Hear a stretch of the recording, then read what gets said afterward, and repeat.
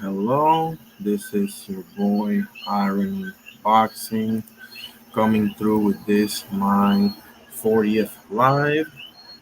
Um, we have a bunch of topics to get into today. First and foremost, God bless you all. I hope you're all having a great day, afternoon, evening, whatever the case may be. Um, okay, so like I say, we're gonna talk about the UFC coming up on Saturday, UFC 322. We're gonna talk about definitely gonna talk about Greece EUBANK Jr. versus Conor Ben 2. I'm not gonna break that down today, but I'm going to talk about it. Okay. Let's see, 1 second. As always, we will start with the Lord's Prayer. In the name of the Father, Son, and Holy Spirit. Our Father, who art in heaven, hallowed be thy name. Thy kingdom come, thy will be done on earth as it is in heaven. Give us this day our daily bread, and forgive us our trespasses, as we forgive those who trespass against us. And lead us not into temptation, but deliver us from evil. For thine is the kingdom, and the power, and the glory forever and ever. Amen. In the name of the Father, Son, and Holy Spirit. Thank you, God, for everything, always. All right. So, what should we start talking about today? Because, what should Errol Spence do? Right? It seems, I hate to say I told you so, but it seems that Virgil Ortiz wants to fight Errol Spence Jr. Okay, he said that is his dream fight, right? Um, so that's he literally said, if I had to pick, I would pick Errol Spence. And this is after that whole thing with John Sanis in the ring, that exchange, which was awesome, by the way. I was happy as a clown. I was like, ain't no way this ain't happening. After seeing this, and lo and behold, it's not happening. Well, it doesn't look like it's happening. Let me put it that way, right? Nothing's official yet, obviously. Um, I've been saying for the longest time, people. I've been saying for the longest time, the only way that Virgil, well, there's two ways that Virgil will get in the ring with John Sanis. Okay, and it's almost the exact same thing as Zurdo Ramirez versus Jairo Petaya. Okay, one, if Turkey a la Sheikh just breaks the piggy bank, right, and offers them too much money to say no to quote The Godfather, the movie, if Turkey makes them an offer that they can't refuse, right? And the other one is if Boots Ennis, either loses or shows some serious chink in his armor, right? They're looking to see more. They're looking to see. Um, they're looking to convince themselves that they have a shot at this, right? Because sure as you're born, they don't. At least not as of now. I understand everyone is saying Virgil is the next big thing after 2 nights ago. Obviously, I was impressed. I called the fight, so I was impressed. I was more disappointed at Lubin than I was impressed at Virgil. Now I was impressed, obviously. How can you not be, right? Virgil went in there and did his thing. He basically took what Lubin gave him, which was a lot, right? Needless to say. So that's my takeaway, right? Um, Lubin, for whatever reason, decided that staying in the ropes was the best way to go. For whatever reason that might be. So yeah, I mean that's this is what you get, right? This is what you get. You get a thorough, clean ass whooping. Um, Beautiful, specifically when he peeled the guard in the end to just wham him with that right cross and basically end it right there. Lubin was out on his feet, needless to say. So, um, yeah, that's all she wrote. I mean, listen, I don't know if Lubin should fight again. Everybody's saying he should retire. I don't disagree. How could you, right?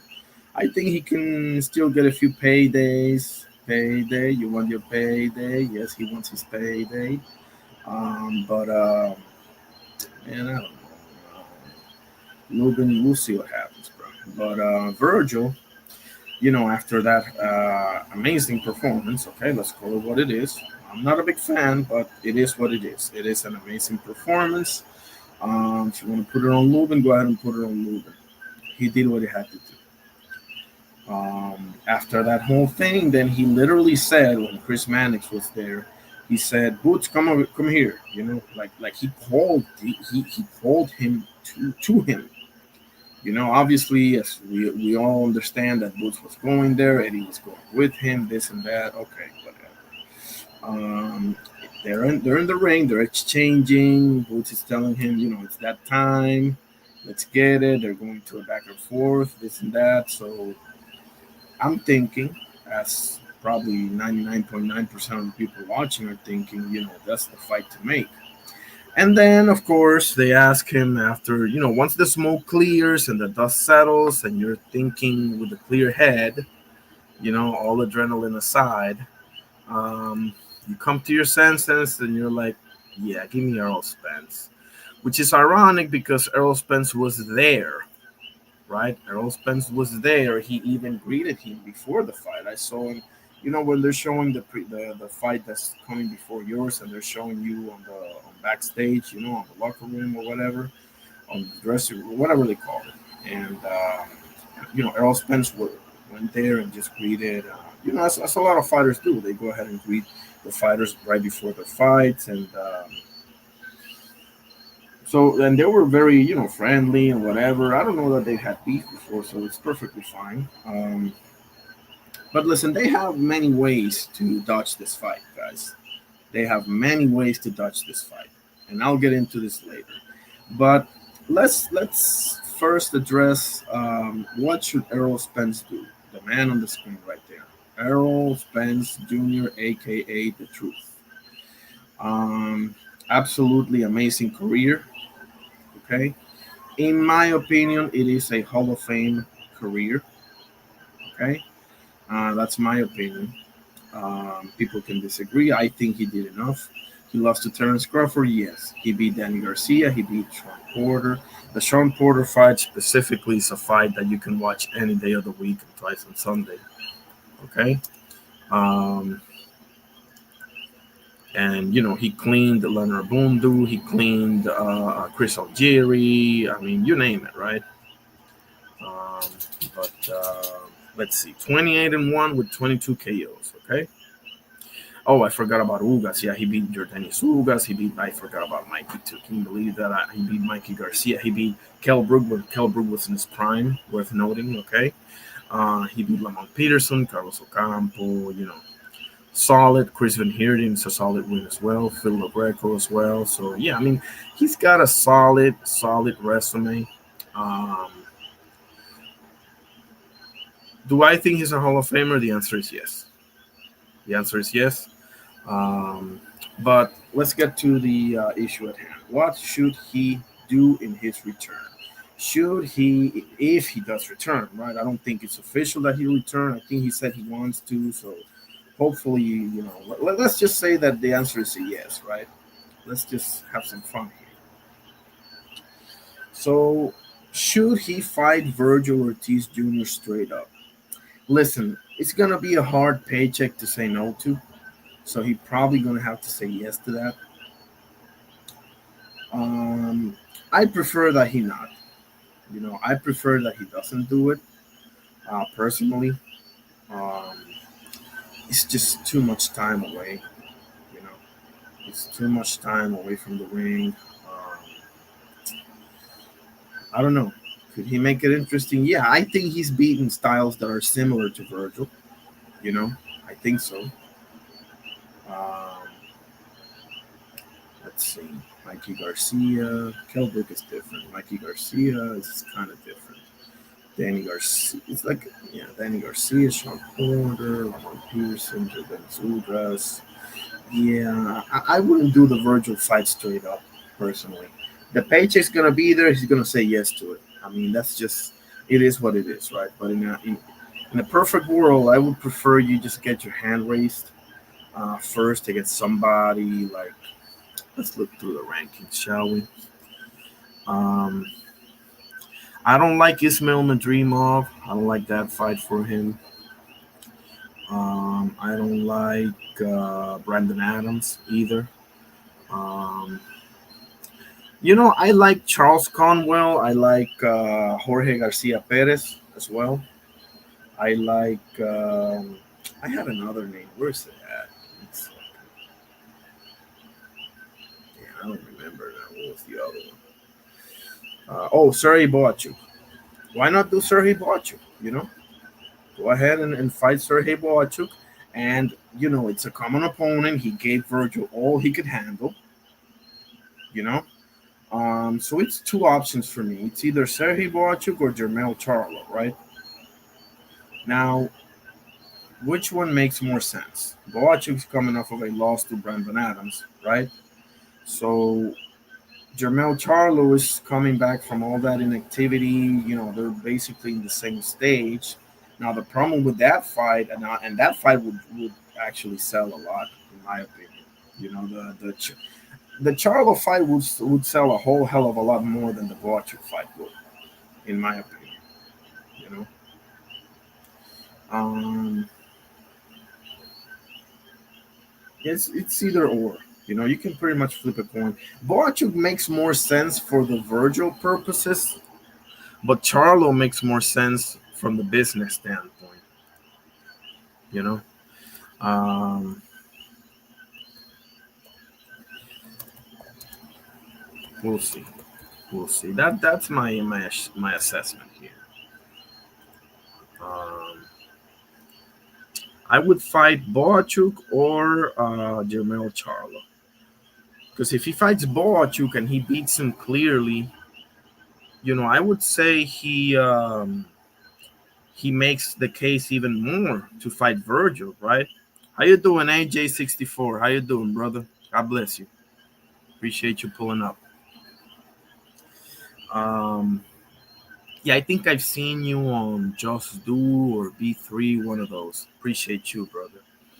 So yeah, I think the two obvious or the two options that make more sense for Errol Spence in his return or eventual return or hopeful return is Sergey Boachuk or Jermel Charlo. Okay. Now he may very well end up, fighting Virgil straight up. I mean, Oscar is a shrewd operator. He's gonna offer him some. He knows. Listen, let's get this guy now. He's coming off of a bad loss. He's coming off of God knows how long of inactivity. Actually, let me look it up. I don't even know why I'm guessing here. That was, oh boy, over 2 years off. Get out of here, bro. Like, yeah, let's get this guy now. They're gonna offer him some money that's just, he ain't gonna be able to say no to, and they're gonna get another win on their resume. You know, but like I say, like Virgil, if you really look at this situation, Virgil has so many ways to get around the Boots fight. You know, so many ways. I'll get to those in a second. I can't wait. um, but put it on the chat. Put it if you disagree with me. You know, or if there's another name that I'm forgetting. Maybe you think it's Jesus Ramos. Maybe you think it's Charles Conwell or Jorge Garcia Perez, or maybe Tim Siu. How about Tim Siu? Could Tim Siu be an option? I mean, it's a big enough name, right? But two best Options. Let me write it in the chat. Okay, let me get some sauce here.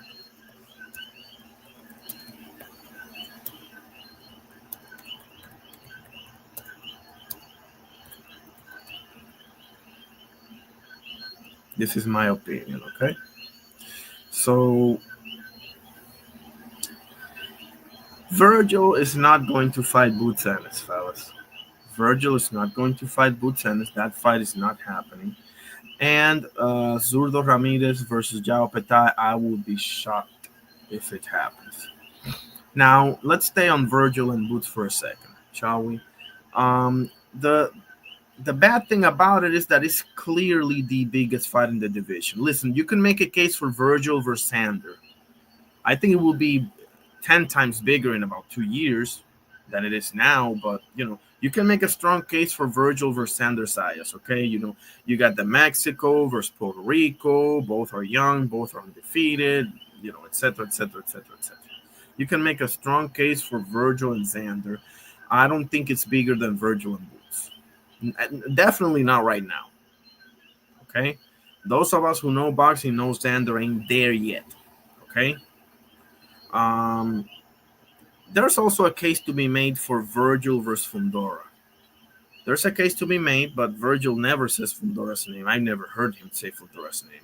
So, which is ironic because it's the guy holding the belt that you're entering off, right? The WBC, the green one, right?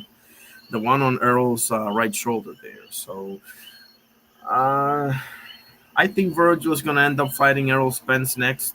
It sucks because I don't think it's fair to Errol Spence. But on the flip side, you have said before that, no tune-ups, right? Or something along those lines. So, man, talk about your words coming back to bite you in your backside, huh? But I do think Errol should get Boachuk. Makes all the sense in the world, man. He gave Virgil, as far as I'm concerned, he beat Virgil, but whatever. But he gave Virgil all he could handle, So if you go in there and you get a win or a clearer win against Boachuk, I mean, the stage is set, bro. That's it. Look at this guy, the guy that gave you those knockdowns, and you had to go. Well, both of them had to go straight to the hospital after the fight. Fight of the year candidate, or I think they won it. I'm not sure. All of that. Look at what I did to him. And that's what I'm gonna.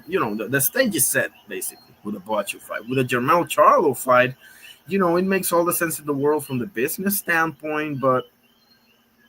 I mean, I will watch it. It's a great fight. I'll watch either. I don't care. But yeah, that's what I think. Option 1, Boachuk. Option 2, Jermell Charlo. Option 3, probably Tim Tszyu. Okay, now let's talk about Virgil Ortiz Jr., shall we?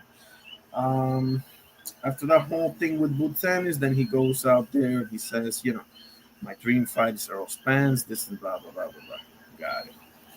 And, okay, so I have several problems with this. Number one, you just saw him before your fight. Now, that's before the fight. You don't know what's going to happen in the fight. I get it. But then you called out Butsanis. Now, Errol's there. And you know Errol's there because you met with him before the fight. So you know Errol Spence is there. Okay? So were you doing this for the cloud? Because everybody, their mommy and their puppy know that what the people want to see is Boots versus Virgil. That's what the people want to see. End of story. Okay, so especially especially since every other champion has something going on. Sander and Abbas Barao are going to unify. Bakram Murtazaliev is going to fight Josh Kelly over in the UK. And Fundora is going to fight, I think they're still fighting Keith Thurman, right? They postponed that thing because of his hand injury or whatever. So everybody's got something going on. And yeah, Virgil and Boots, they both just fought. So, okay. What are we doing here?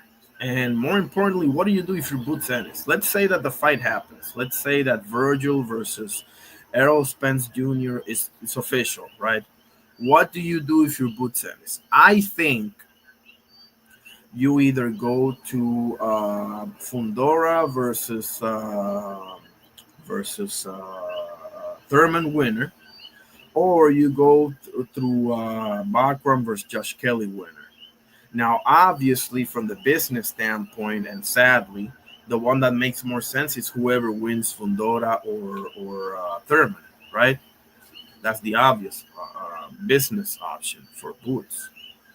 But man, I'm starting to feel kind of bad for Boots Ennis, bro. I ain't gonna lie, bro. You go all the way up there, you get in the dude's face, and everything. This happens just perfectly. And by the way, what happened with Oscar and that whole stay home bullshit? Huh? Stay home, blah blah blah blah blah. I mean, come on, bro. Come on, man. You know. So, uh, I mean, we shall see, I guess. Now let's what should we talk about now? Should we talk about the UFC or EUBANK versus Conor Ben? I mean, what should we discuss now? Well, since we're on boxing, let's keep it boxing for 2 seconds here, shall we? Um, let's check out EUBANK Jr. versus Conor Ben.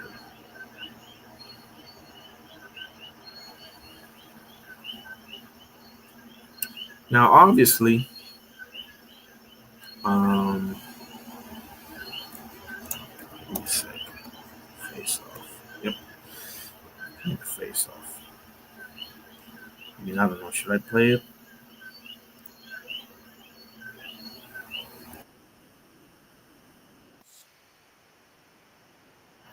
Okay. Yeah, then the face off there. Just a second. I don't want to get shut down or anything. Okay, so I'll just say this, right? Eubank versus Conor Ben 2 over in the same stadium, right? It's happening this Saturday over in the Tottenham Hotspur Stadium. I don't know if that's still called White Hart Lane or not, but whatever. Um, do I think it's going to be a good fight? Yes. Do I think it's going to be a great fight? Probably. Maybe. I'll give you a maybe, not a probably. Um, my prediction, and I'm never flipping on this one, is Eubank Jr. by late stoppage. I have Chris Eubank Jr. stopping Conor Ben round 9.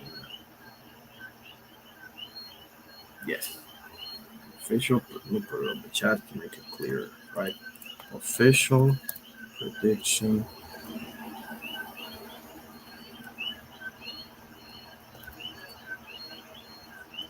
Eubank Jr. late stoppage round 9. There it is. Okay, there it is. I think training with Brian McIntyre, aka Bomac, Bud Crawford's trainer, Keyshawn Davis, the trainer. I think that's gonna make. I think that's gonna make a lot of difference. A lot of difference. Obviously, Chris Eubank Jr. is, I believe, in the middle of a legal issue with the boys over at Matchroom because he said what he said about the ambulance being stopped and this and that.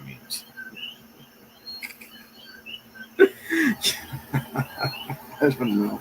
I mean, listen, why even comment on that, right? Why even say it?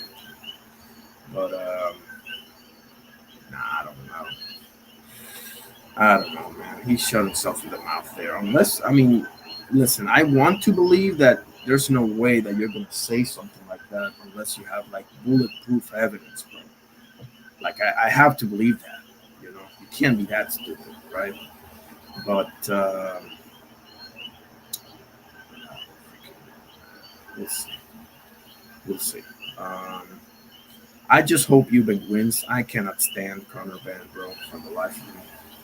Um, we'll see. I think he beats him again. But if Conor Ben pulls this off by any, let's have the trilogy. So, yeah, that's it.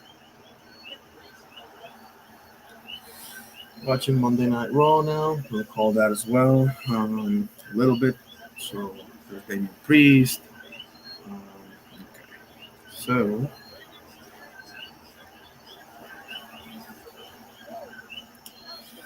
what else we got? Oh, the UFC. Yeah, let's get to the UFC, shall we? Um,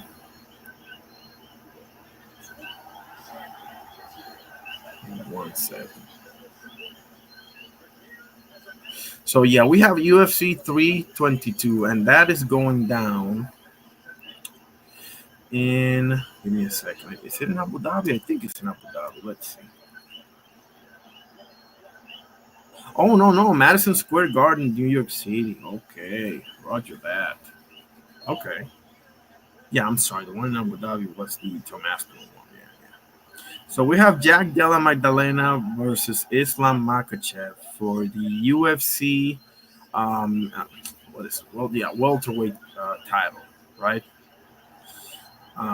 Then we have a co-main event with a lot of sauce in the women's flyweight with Valentina Shevchenko, my female gold in MMA, personally, versus Zhang Wei Li, who's a close third.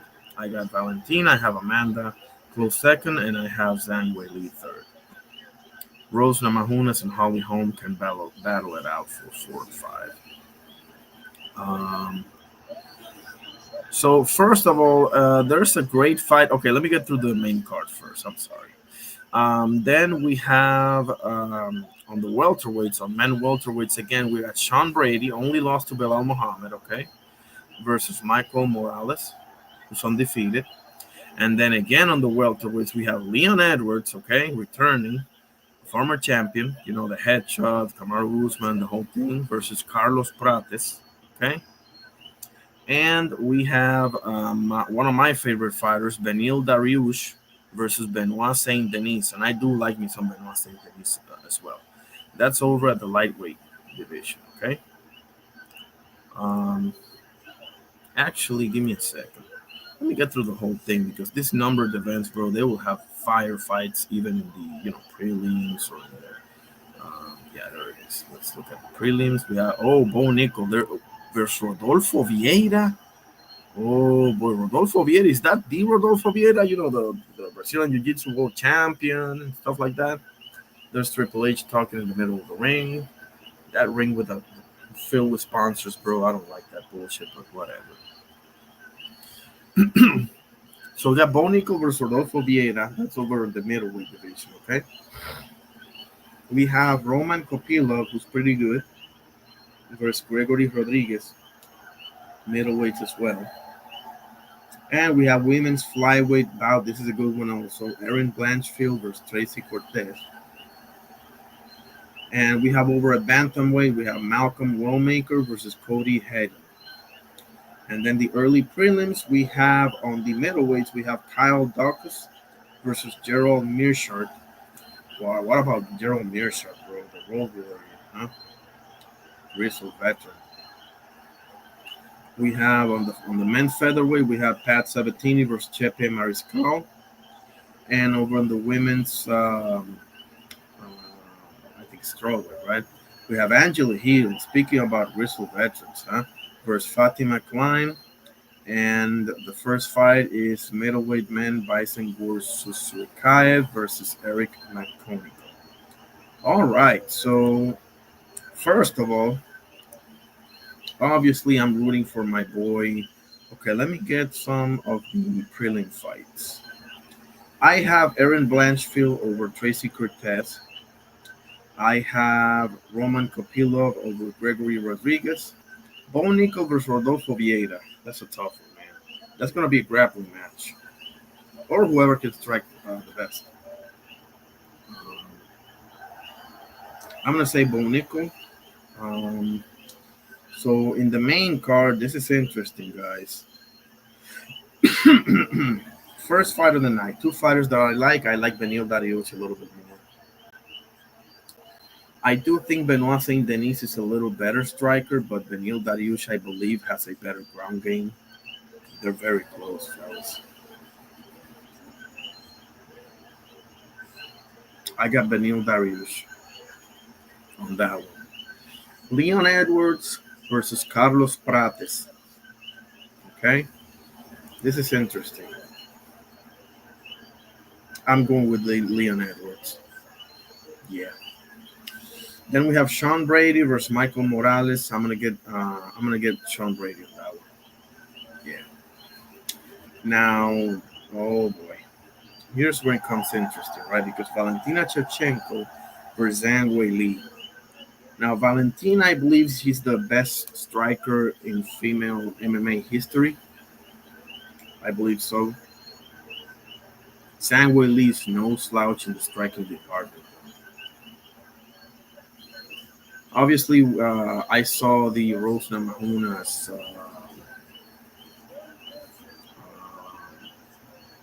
head kick KO on Zhang Weili. That was a highlight reel. I understand all of that, but man, if Valentina can get one of those kicks in, I don't know. Because as Grasso uh, showed, if you can take Valentina to the ground, all bets are off.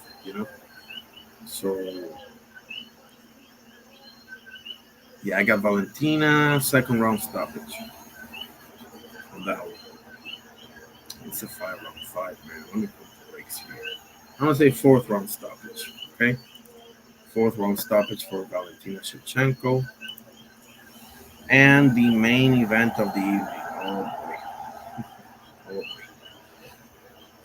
Oh boy. Jack Della Maddalena versus Islam Makhachev. Obviously, Islam Makhachev is looking to enter the two division, champ club. We got BJ Penn, we got Randy Couture, we got Conor McGregor, we got uh, let's see here. We got George St. Pierre, we have John Jones, we have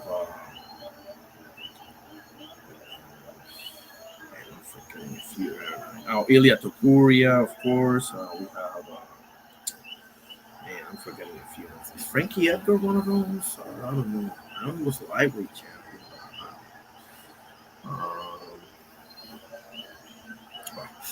we'll see. Can he pull it off? Yes. Will he pull it off, man? Because JDM has. Oh boy, there's John Cena. Wow. Unbelievable, John Cena. So JDM has A plus level of striking.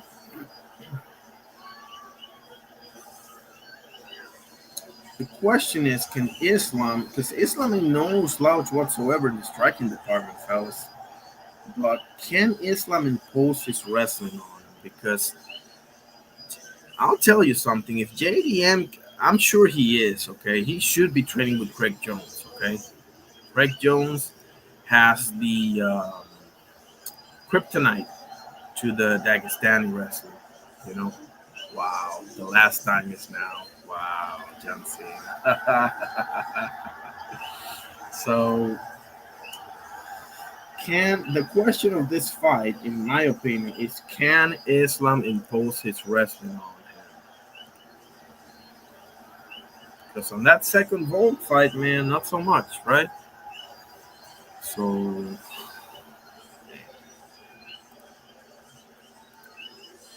I don't know. I don't know. Can JDM stuff those takedowns? Because they're coming. And Islam can strike with you, bro. Islam Makhachev will strike with you. Like, he's not exactly Khabib, in that sense. He has great kickboxing. He has great timing on those takedown attempts. I mean, man, but JDM got a clean striking, man. JDM can actually pull this off, man. This is a hard one to call. I think it's gonna be a great fight. I think I wouldn't be shocked if he goes the full 5 rounds. I wouldn't be shocked at all.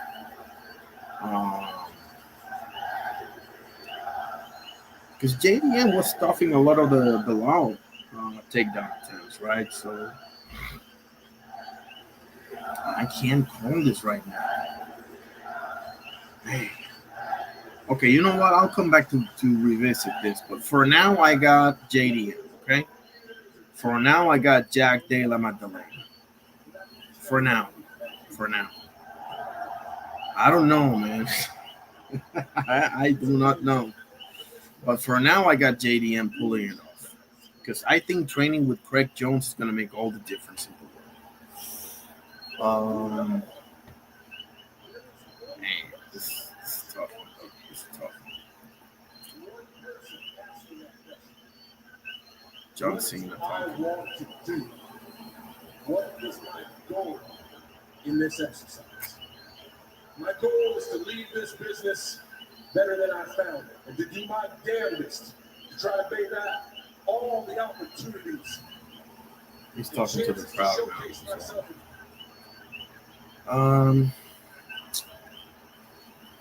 I don't know. Yeah, I'm gonna stick with it. This is an early prediction. Okay, I'm gonna do a whole breakdown of JDM versus Islam and obviously EUBANK Jr. versus Conor Benn 2 later in the week. Okay, I'm gonna do that later in the week, but I don't know. I cannot lie. This is a very close one to call, fellas. Very close one to call.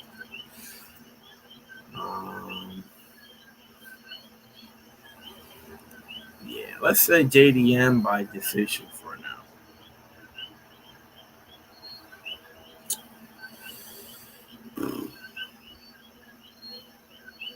EUBANK Jr. versus Conor Benn. I mean, Conor Benn. Let's look at the resume, shall we? Let's have some fun here, okay?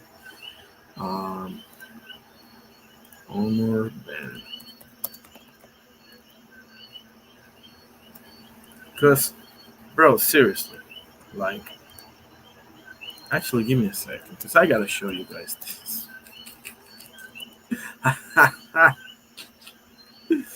Oh boy. Give me 1 second. I'm gonna show you guys something real good.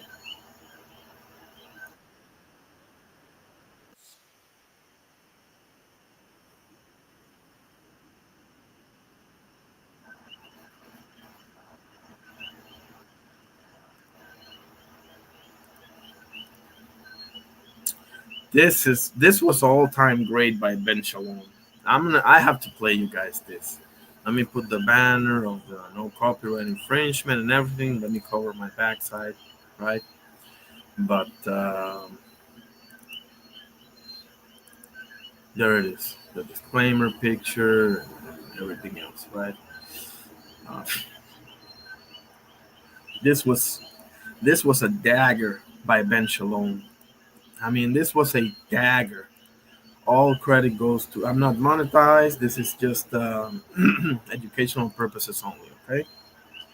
All credit goes to the name of the channel, which I believe is Boxing Bus or something like that. Okay. Here it is. Yeah, this all credit goes to Boxing Bus Hub. Okay. Listen. You understand? Ben, it didn't miss the rehydration clause. He missed his 160 weight.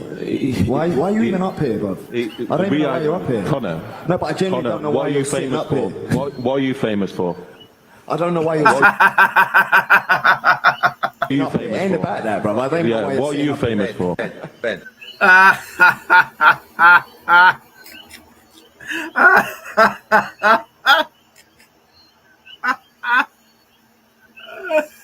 Carter, what are you? Let me put it again. But you understand? It didn't miss the rehydration clause. He missed his 160 weight. Why are you even up here, bro? I don't even know why you're up here. Connor. No, but I genuinely don't know why you're sitting up here. What are you famous for? I don't know why you're sitting up here. It ain't about that, bro. I don't know why what are you famous for? Ben. It ain't about that, bro. It ain't about that, bro. Fuck you. Not the time. Shut up, Eddie.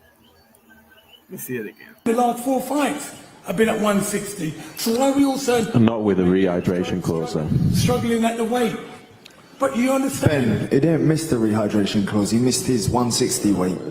Why are you even up here, bruv? I don't even know why you're up here. Connor. No, but I genuinely don't know why you're sitting up here. What are you famous for? I don't know why you're sitting up here. It ain't about that, bruv. I don't know why What are you famous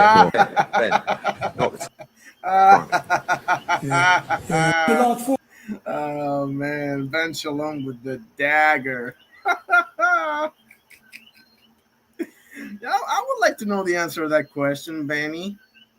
Benny, I would like to know the answer to that question. What are you famous for, Benny? Hello. What are you famous for, Benny? Connor Benny? What are you famous? Oh, there's Dominic Mysterio. The top heel in the company, bro. Don't care what nobody say.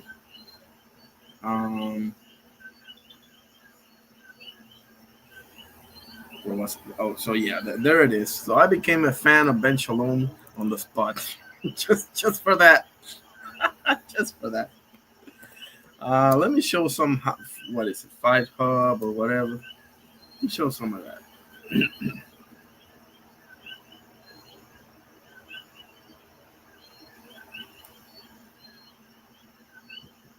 Fight Hub TV.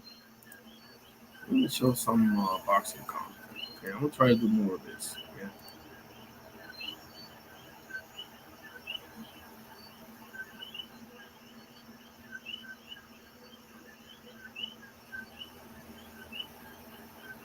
Okay, let's see what Eddie has to say, shall we? Again, don't be a crapper, guys. I'm not monetized. This is educational purposes only. Okay, read the disclaimer thing right there. Okay, let me show you some sauce here, shall we? Let's get into the sauce.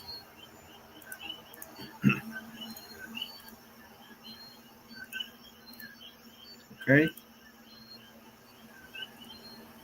Once you start hearing things like, we're the A side and we want 10 million and we want, what does Boots? It's like, what? Guys, Ortiz has never been a world champion. Thank you. Great fighter. Boots has been world champion. He's been a unified champion. Thank you. But neither of them are world champions now. They're just the Thank you. top two fighters in the division. So, well, I'm not so sure about that, but go on. If you what the hell?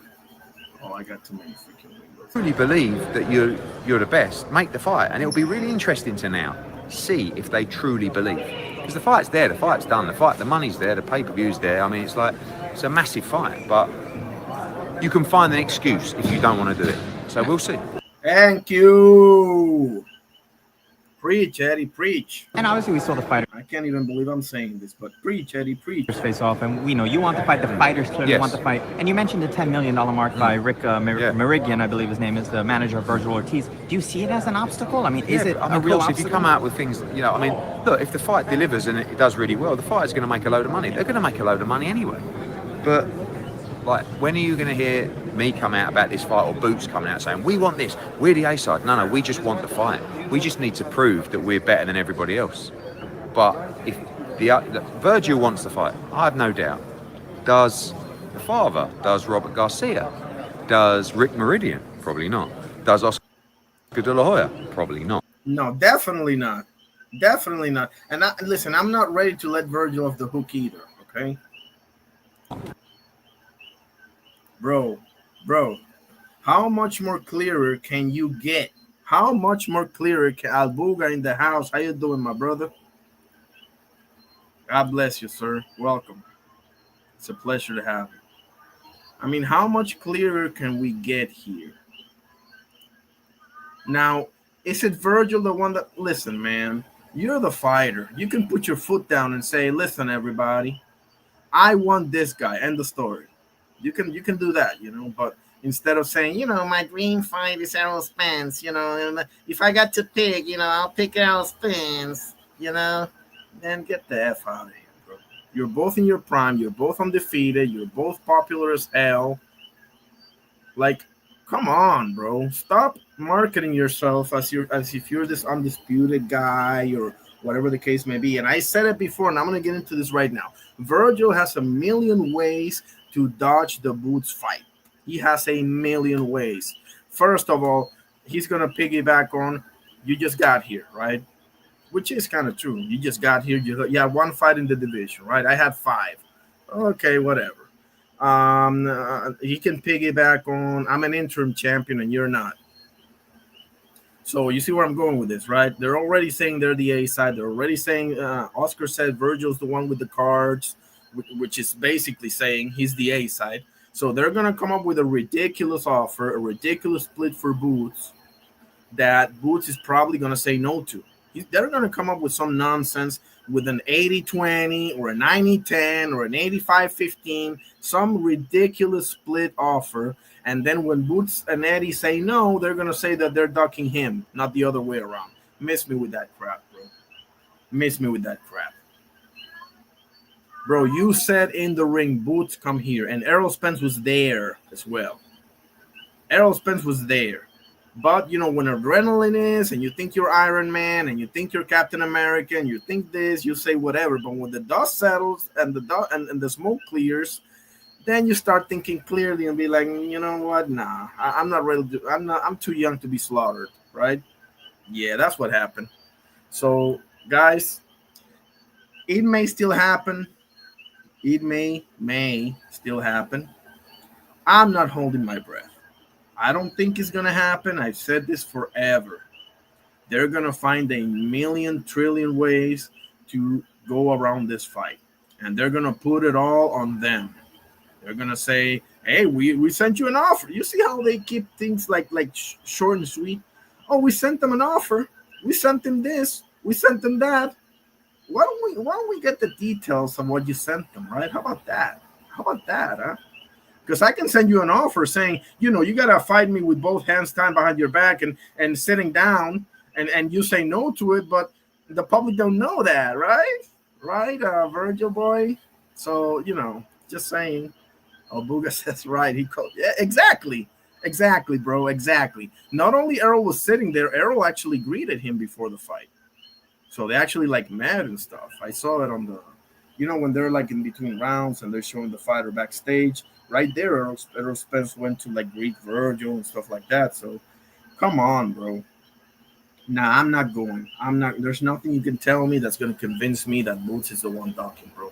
He went all the way over there. He went to the ring. He said it's about that time. He was pointing to his watch, you know, like Damian Lillard does. You know, it's Dame time, you know, like that, you know. And Virgil was saying, you know, all the right stuff, you know, whatever, nobody's going to pay, blah, blah, blah, blah, blah. And then when they interviewed him backstage, not only Virgil, everybody was like Errol Spence, Robert Garcia's bum ass, Errol Spence, Oscar's coke ass, Errol Spence, all the rest of them, Errol Spence, the manager, even Virgil himself. So listen, for the people saying, because this is the last thing they're going to pull, fellas. This is the last thing that the Virgilites are going to pull here. They're going to say, well, Virgil wants the fight, you know, but that's the promoters. Nah.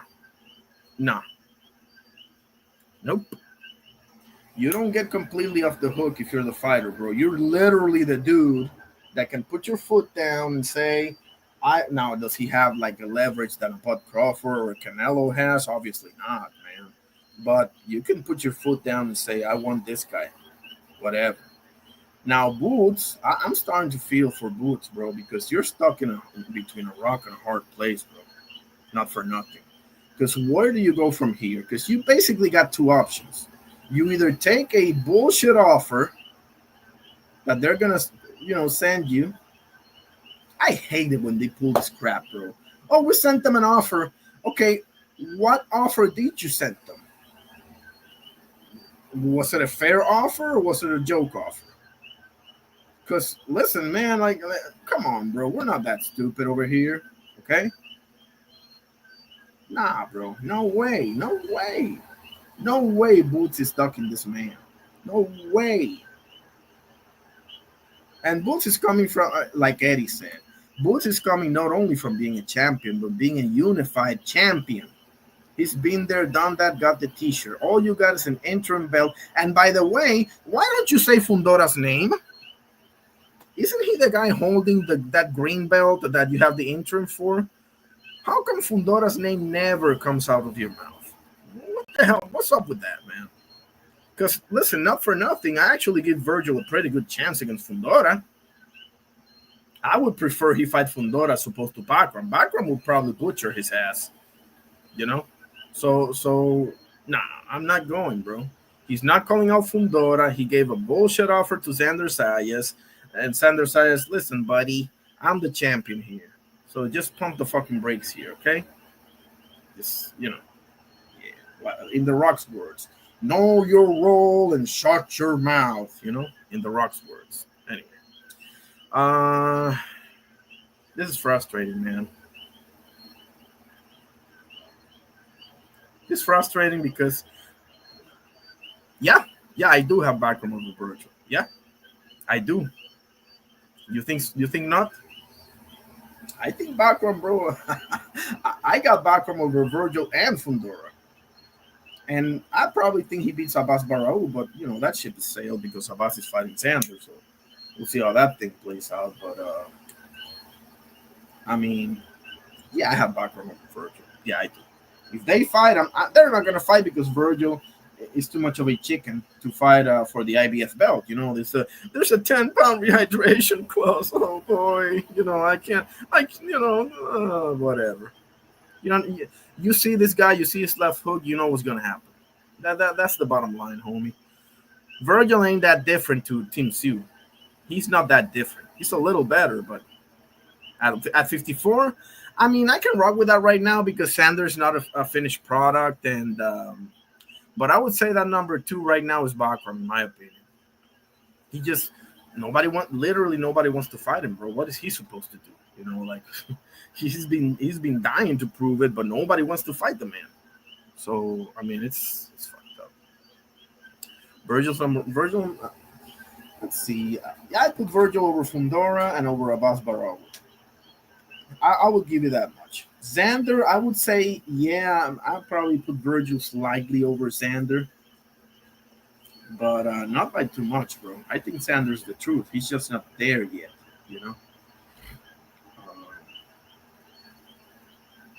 Try watching his fight with Jack Colkane, Albuga. See if I can find you the link to that fight. Because on that fight, Bakram was in Ramadan. Now, obviously, that's not Jack Colkane's fault. Obviously, we're going to the ring, man, whatever. But let's see if I can get you there. I think it's in the Russian channel. I saw it about 20 minutes ago. Jack Colkane, no chump, bro. Not for nothing. Where is the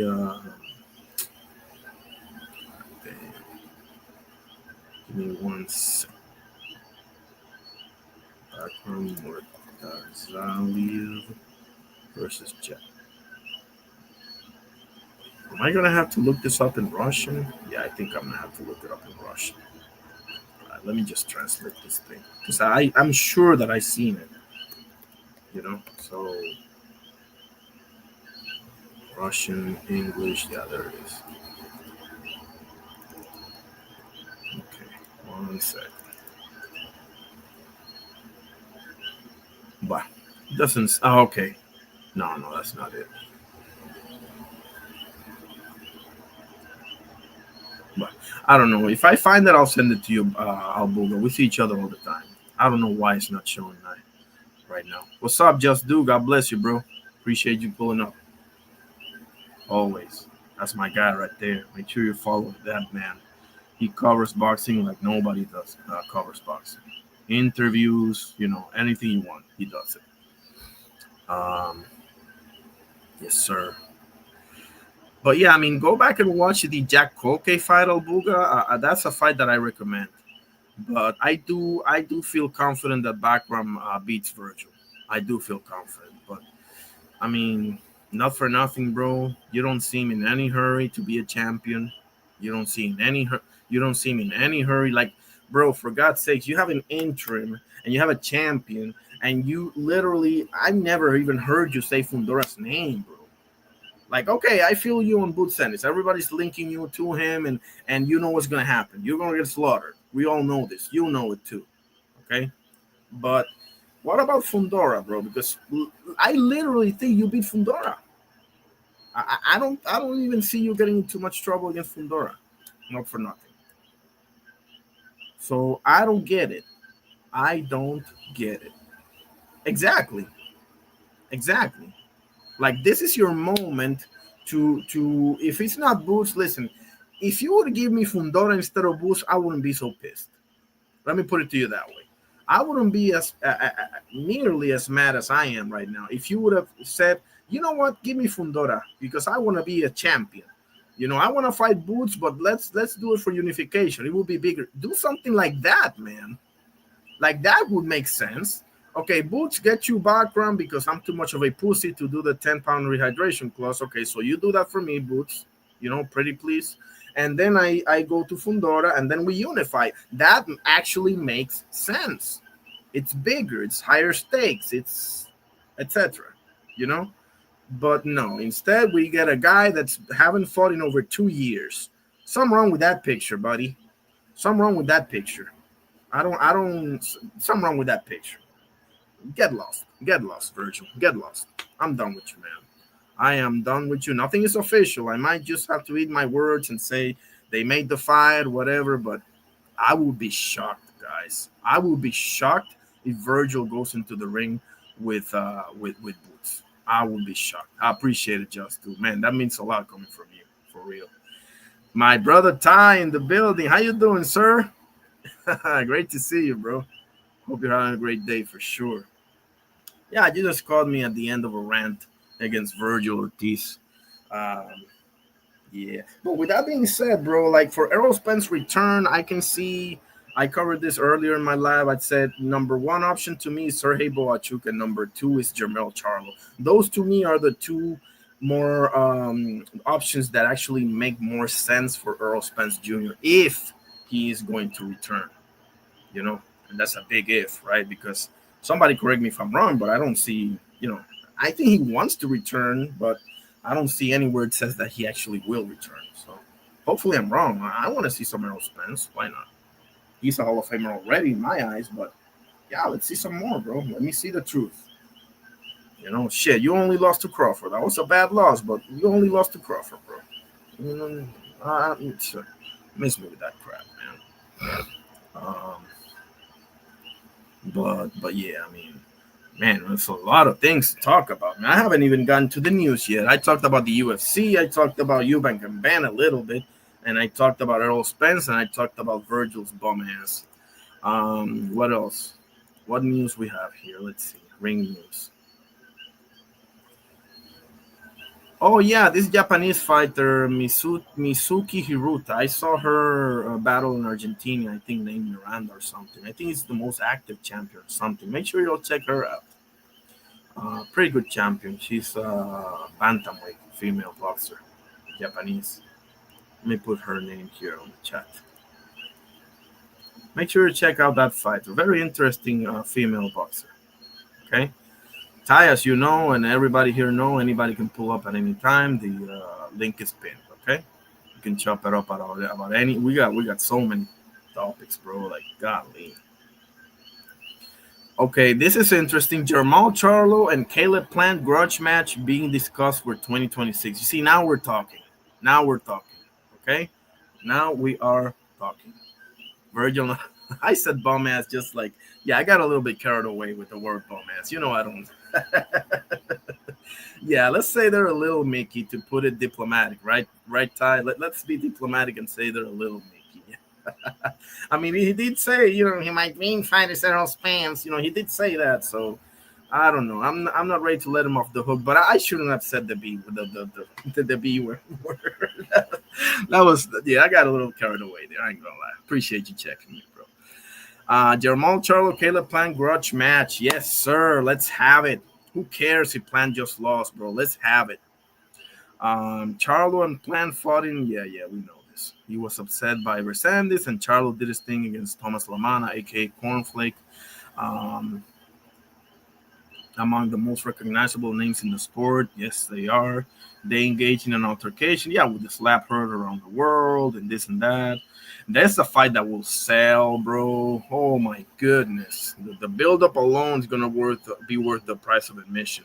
Now, I think Caleb Plant should fight Edgar Berlanga, but I mean, if Jamal is on the table, bro, like he got beef with Berlanga too, you know. So Berlanga's now I'm free to use the B word, you know. Berlanga's bum ass and Maul, whoever, bro. Berlanga's obviously an easier opponent, right? Not even close. Both would sell though. So Caleb Plant, not for nothing for being off of a loss, bro. You're in a pretty good spot. Now this is pretty interesting. I want to hear takes here. It says here, Christian and Billy and Jaime Munguia, fellas, in talks for fight in early 2026. How about it, huh? Are we gonna see like a replay with Lester or something like that? Because I think I got him, Billy. I think Billy's gonna stop him early, but because I think Munguia's chin is gone, you know. So I don't know why Munguia. You look at his record. If you look at Jaime Munguia's record, you think he's one of the greatest fighters of all time, right? Because he's 45 wins, 2 losses, and 35 knockouts. One of the most padded up records in boxing history, bro. And I mean, I wanted to see Mbili and Lester run it back, bro. I think everybody did, but for one reason or another, Mbili's looking for Munguia. I mean, it's a high enough name. I mean, send him in. You know, send him in. What is Lester gonna do then? We'll see. We'll see what Lester's gonna do. The right thing to do was to do a rematch, but whatever. Oh boy. Oh man, there's some news here. God damn.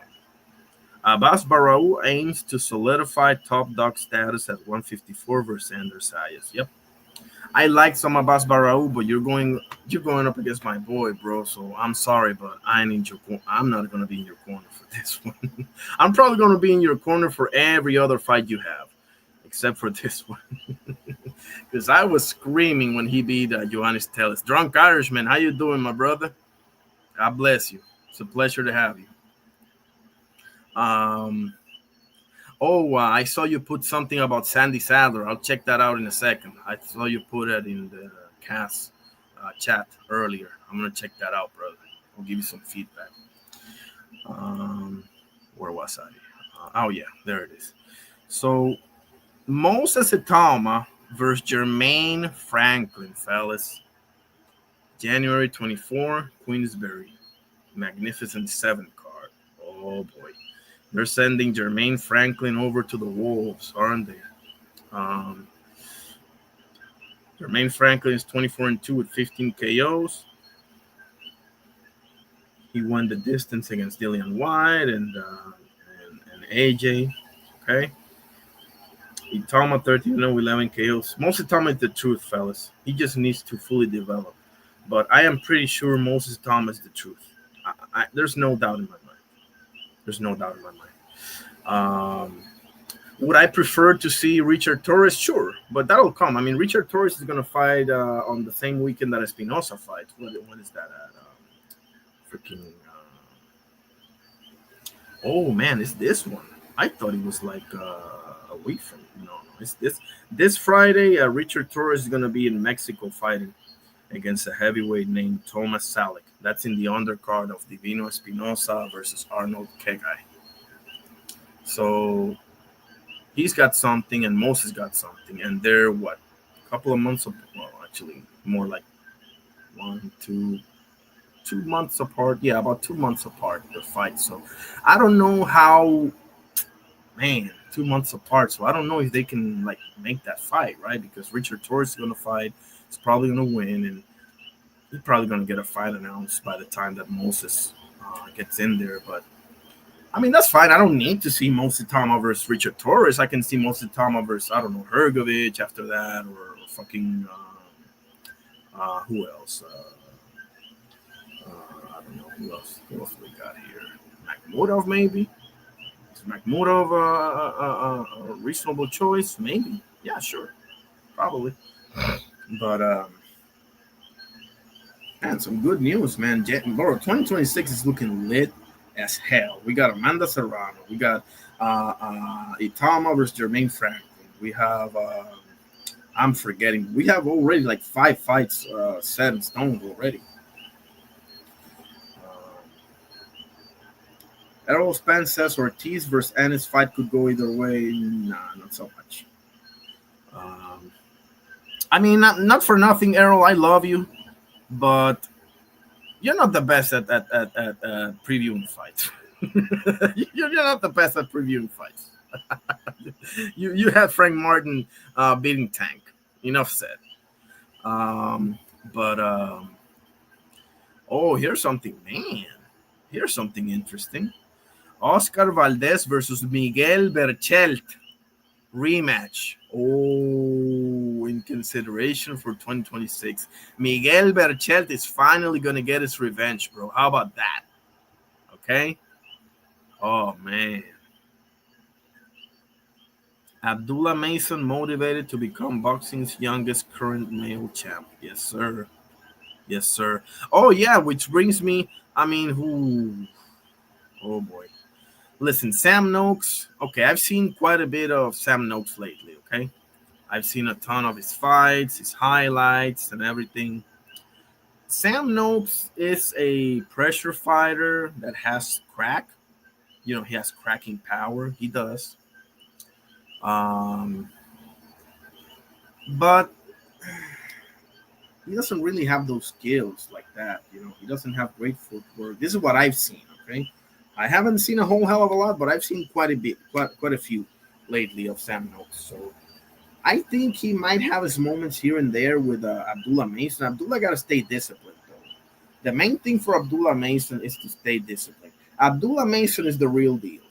I just said Moses Tama is the truth. Abdullah Mason is the truth, also, in their respective divisions, okay? Like, those are the dudes that are going to take over in about a year, maybe a little bit more, okay?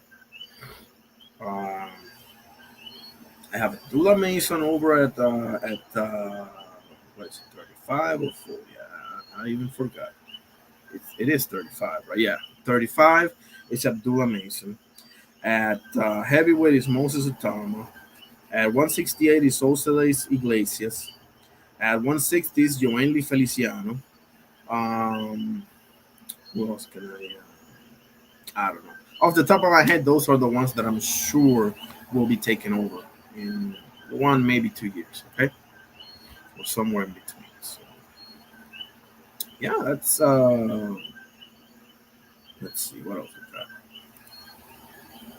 Let's see if I can give you some sauce. Fight hype. What fight hype have? Let's see.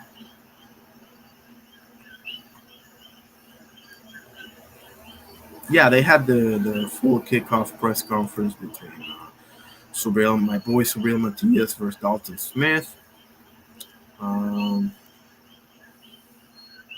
Let's listen to this idiot. Let's listen to this idiot right here. Let me put the disclaimer, okay? I'm not monetized. Educational purposes only, okay? Look at the banner, the whole thing. Let's see what this bozo. I love the Clapback Thursdays. I know he's entertaining as holy hell when he wants to be. But now, right here, not so much. I'm actually skeptical now. I'm actually skeptical because, and I told Eddie and Boots, do not come and watch Virgil live because you're going to be afraid of what you see.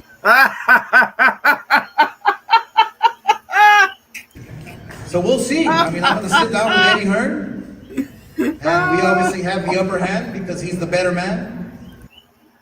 You obviously have the upper hand, right? Has Virgil ever been a champion, Oscar boy? Has he ever been not a unified? That's too easy, right? Has he ever been a champion? John Cena being congratulated by everybody and being greeted by Cody Rhodes as we speak, Monday Night Raw. Anyway, just saying, Virgil's the better man. Listen, I get it, bro. You're promoting your guy. I get it to a certain degree, but nah. And see if we can come to terms, which I'm sure we will.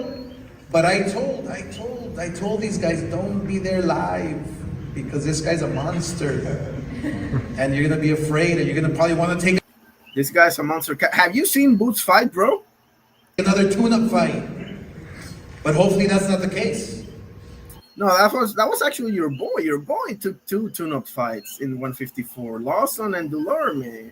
Do you forget about that, Oscar boy? Hopefully Eddie Hearn calls us, Boots promoter, and we can come to favorable terms for Virgil and get him what he wants. Favorable terms for Virgil. Here, let's read between the lines, fellas.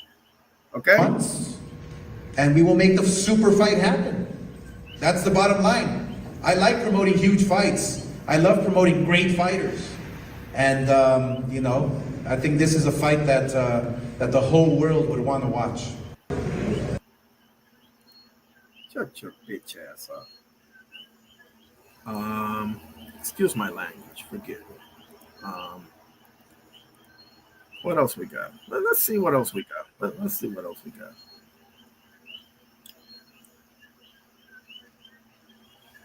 Virgil calling out Bud. Man, are you sure he didn't call out Jaya Pataya or Usyk as well? I mean, who gives a shit? I mean, something more interesting. What else we got?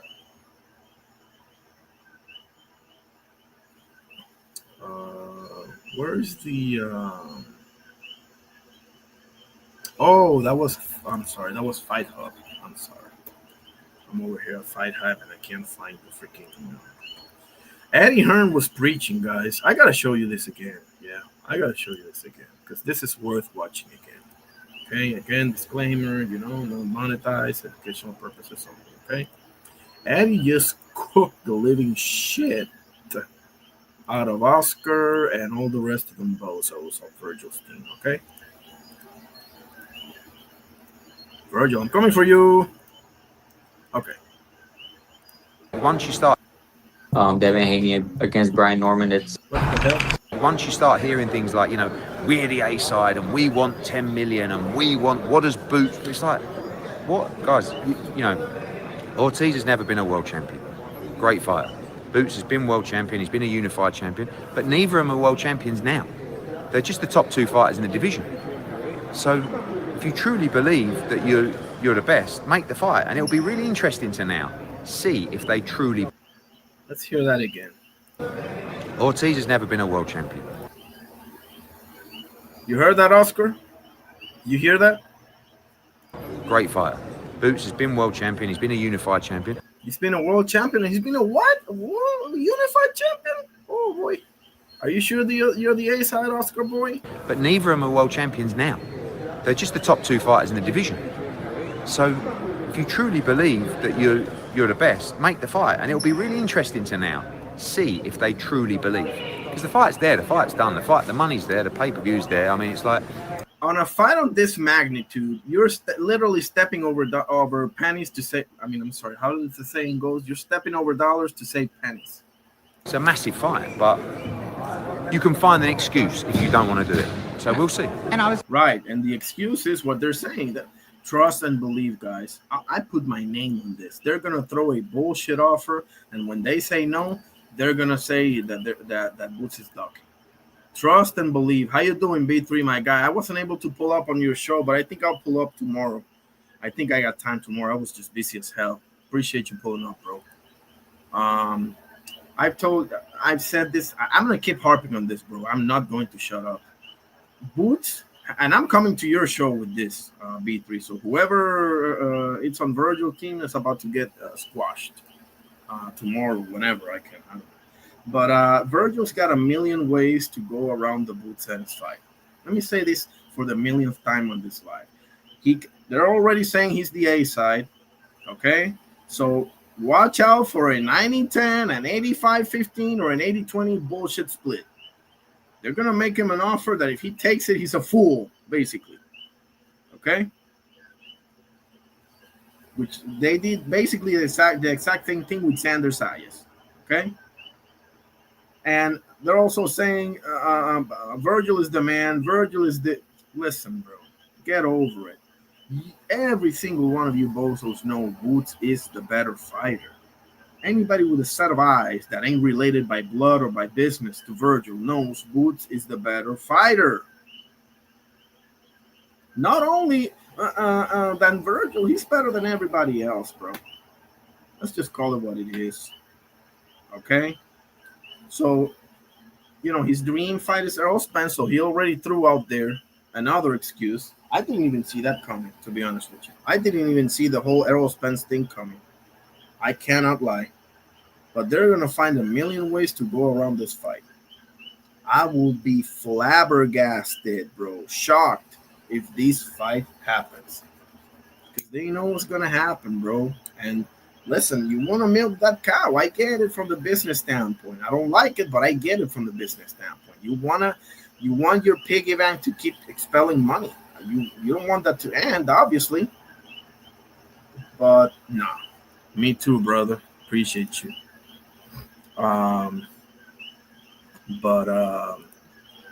Yeah, the fight ain't happening, guys. The fight ain't happening. Eddie just told you why. I just told you why. Boots also told you why. Shit, Virgil told you why. Robert Garcia told you why.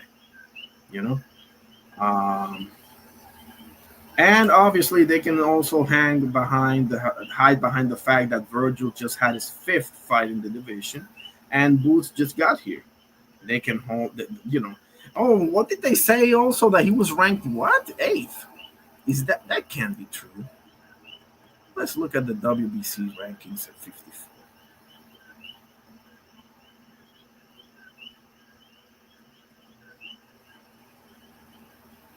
Hold on.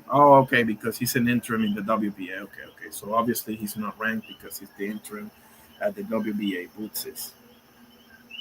I mean, I don't know, bro. I don't know. That's Abbas Barraou's title. He's unifying with Sander. I don't know. This is BS, bro. This is boxing's BS at its finest. I don't like it. I hate it. We're not going to get the fight. We're not going to get Zurdo versus Opetaya either for the exact same reason. They know exactly what's going to happen. Okay? And in Zurdo, it's actually even worse because Zurdo got 2 belts. Opetaya got 1. So they're going to, oh boy. Listen, if they're pulling all this A-side bullshit with Virgil, just wait until Zurdo Ramirez, bro. Zurdo got 2 belts, Jai got 1. They're gonna come up with a 95-5 split for Jai Opetaya. Just off of that. So nah, bro. I mean, you're gonna have to do something else. Boots is gonna have to either fight, whoever wins of Abbas and Sander, or Fundora, or Bakram. He's gonna have to get a belt, and then we'll see what happens, bro. And if he gets too saucy, Virgil's gonna take his ass over 160. Fight's not gonna happen, guys. Fight's not gonna happen unless Turkey offers them so much money where you just cannot say no to it. Listen, kid, you're about to get massacred here, but look on the bright side, bro. Your kids are gonna be set for life. So let's just do this, But other than that, bro, nah, forget it. Oscar knows this. Oscar, he'll clown here and there. Oscar knows. He's been there, done that, got the T-shirt. Whatever you want to say about Oscar, the clapback or the promoter or the fishnets or the weird things. He knows this game, bro. He knows fighters. He knows styles. He knows this game, bro. He's just shit. He's walking the line, bro. He's walking the line. Virgil is his cash cow right now, right? Virgil, Ryan, Zurdo Ramirez. You got Kid Austin hovering around, pulling out of fights. I mean, I don't know. So that's pretty much it, bro. I just ranted for God knows how long about Virgil touching Butsenis. I mean, I'm ready to chop it up with anybody. Otherwise, I'm taking my ass to the gym. So I'm going to put the link over there if anybody wants to chop it up or chop me up or whatever. Welcome everybody and anybody. You can say anything. You don't have to show me your face. You don't have to do none of that. Just come in here and, if you agree, if you disagree, if you think I'm nuts, if you think I got a point, whatever. Say what you need to say. Like John Mayer says. Say what you need to say. Say what you need to say. That song, etc. So, anybody want to chop it up? I'll give 5 minutes or whatever. I'll wait. Let's see if I can show you something. Let's see if I can share my screen, show you something else while we buy some time here.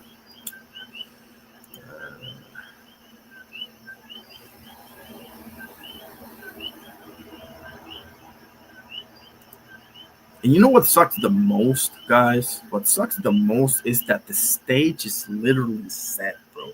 The stage is set. Everybody wants to see the fight. Everybody's gonna make a shellacking of money. But you got one side that don't want the fight, bro. You got one side that don't want the fight.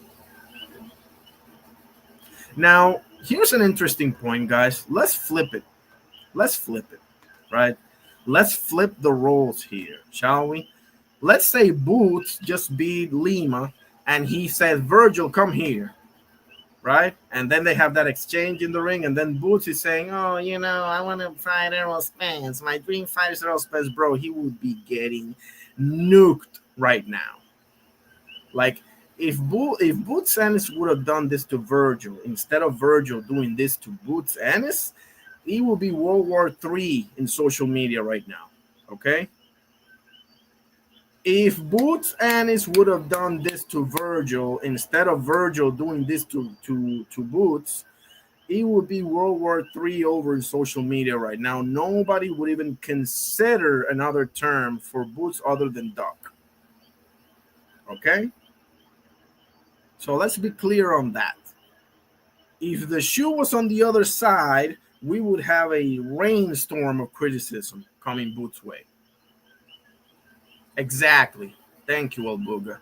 If this was Boots Ennis doing this to Virgil instead of Virgil doing this to Boots, oh my goodness. Oh my goodness. We would never hear the end of it, bro. He's 30-some and nothing. He's still, you see, he touched Brian Norman, he touched this, and now he's touching. Yeah, right. Yeah, right. But since it's Virgil, the clear Duck, okay? The clear Duck. Bro, you're both in your primes. You're both young. You're both undefeated. Everybody wants to see it. It's a lucrative fight. It's if you wanna say it's Mexico versus the U.S., you can throw that in there if you want to. You both have big fan bases. You're both popular. A lot of people love you both. Both of you are with big, quote unquote, big promoters. What is missing here? What's missing here is that one side, their balls dropped off. Okay? They were feeling very choppy in the ring, and then downstairs, they all forgot about Boots Ennis, and they all remembered about Errol Spence Jr. It was almost like a miracle. It was a miracle what happened, Nah, bro, you don't get away with bullshit like this. Not on this fucking channel. Nope. You don't get away with shit like this. And listen, if this was Sander doing this shit, I will be all over his ass. Okay? If this was Tito Trinidad or Miguel Cotto or Joe Calzaghe or Marvin Hagler or Sergio Martinez or some of my favorite, or Triple G or Bivol or I'm naming you some of my favorite fighters, right? I will be all up in their case, bro. You don't get away with shit like this, bro. Not up in here. Nah, bro. Not after that. Not after that. So, it sucks, man. It's just another day in the boxing world. We as fans just have to wait and see what happens, bro. Could it still happen? I mean, I guess nothing is official. They both basically just fought, right? Because Boots just fought, 2 weeks ago or something like that. So, and Virgil just fought. Carnal, Oscar Perez. How you doing, brother? Yes, sir. Go ahead.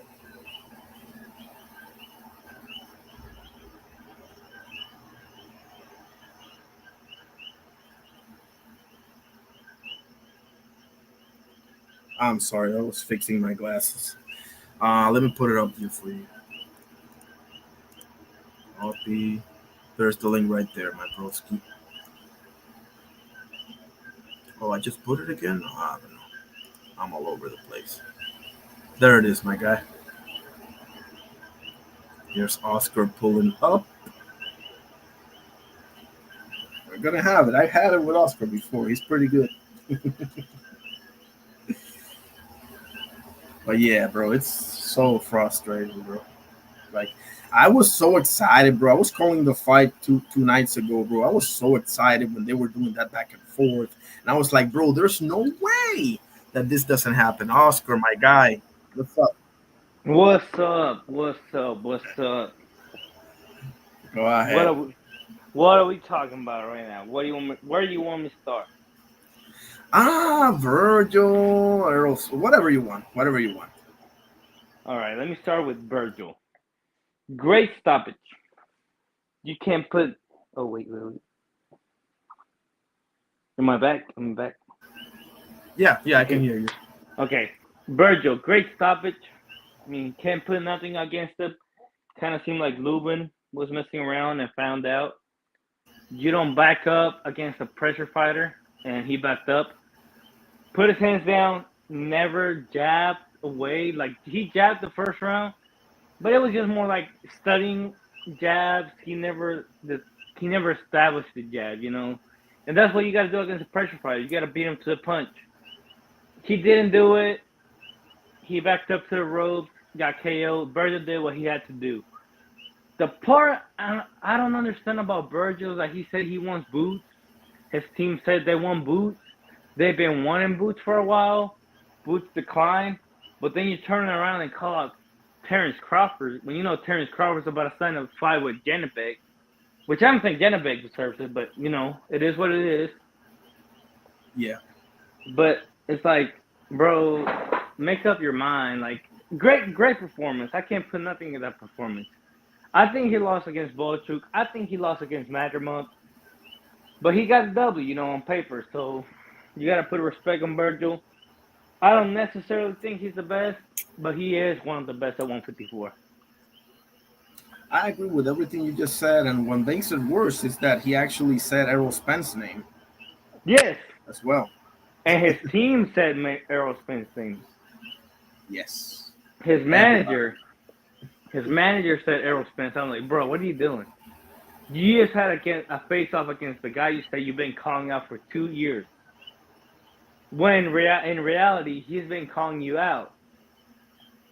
And it's like, yes. Where do you draw the line to where, say, you don't want to fight the guy? Because that's what it screams. Right. I don't know if I'm the one wrong here. I don't know if I'm reading it wrong. No, you're not. But, you're actually spot on. But it's like, it just reads, you don't want to fight the guy. You just had a face-off against him. Yes. And the bad thing about it, bro, is, I mean, so this guy hasn't fought in how long? Over 2 years, right? 2 years. So, no, 2.5. Exactly. Going on 2.5. So what exactly, and I'm growing sick of this whole thing of we sent him an offer and he declined, because let me tell you something, Oscar. If I send you an offer saying that you got to fight me, but you got to have one hand tied behind your back and you got to be sitting down and you can't do this, and you decline, and I called you a duck, I mean, you see what I'm saying? Like I'm growing sick of this crap that we sent him an offer and he refused as if, you know, he's scared of you or something. Like, come on, bro. Like, seriously? And I don't know if you've seen the interview with Oscar saying, Eddie's got to get his stuff together. We're the A side. He's not the A side. We're number one. He's not number one. That's like, the other angle. Yeah. Just come up with a number. You're both happy. I'm sorry. Virgil has an amazing run right now because he does have a run. Boots got the titles. I'm sorry, but you've never been a title holder, let alone a ring champion. Exactly. The other guy was not only a champion, but unified too. Ring champion. He fought the number 2 guy to get that. But you see their angle, though, right? You see their angle. Like, they have a million ways to go around this Boots fight. and put it on Boots. Like they're gonna say they're the A side. They're gonna come up with some bullshit split, like an 80-20 or some bullshit like that. And I think that's what it is. yeah, I think more 70-30. It just makes zero sense. And with this Errol Spence fight and Terrence Crawford talks, it's like, bro, did you even believe in yourself?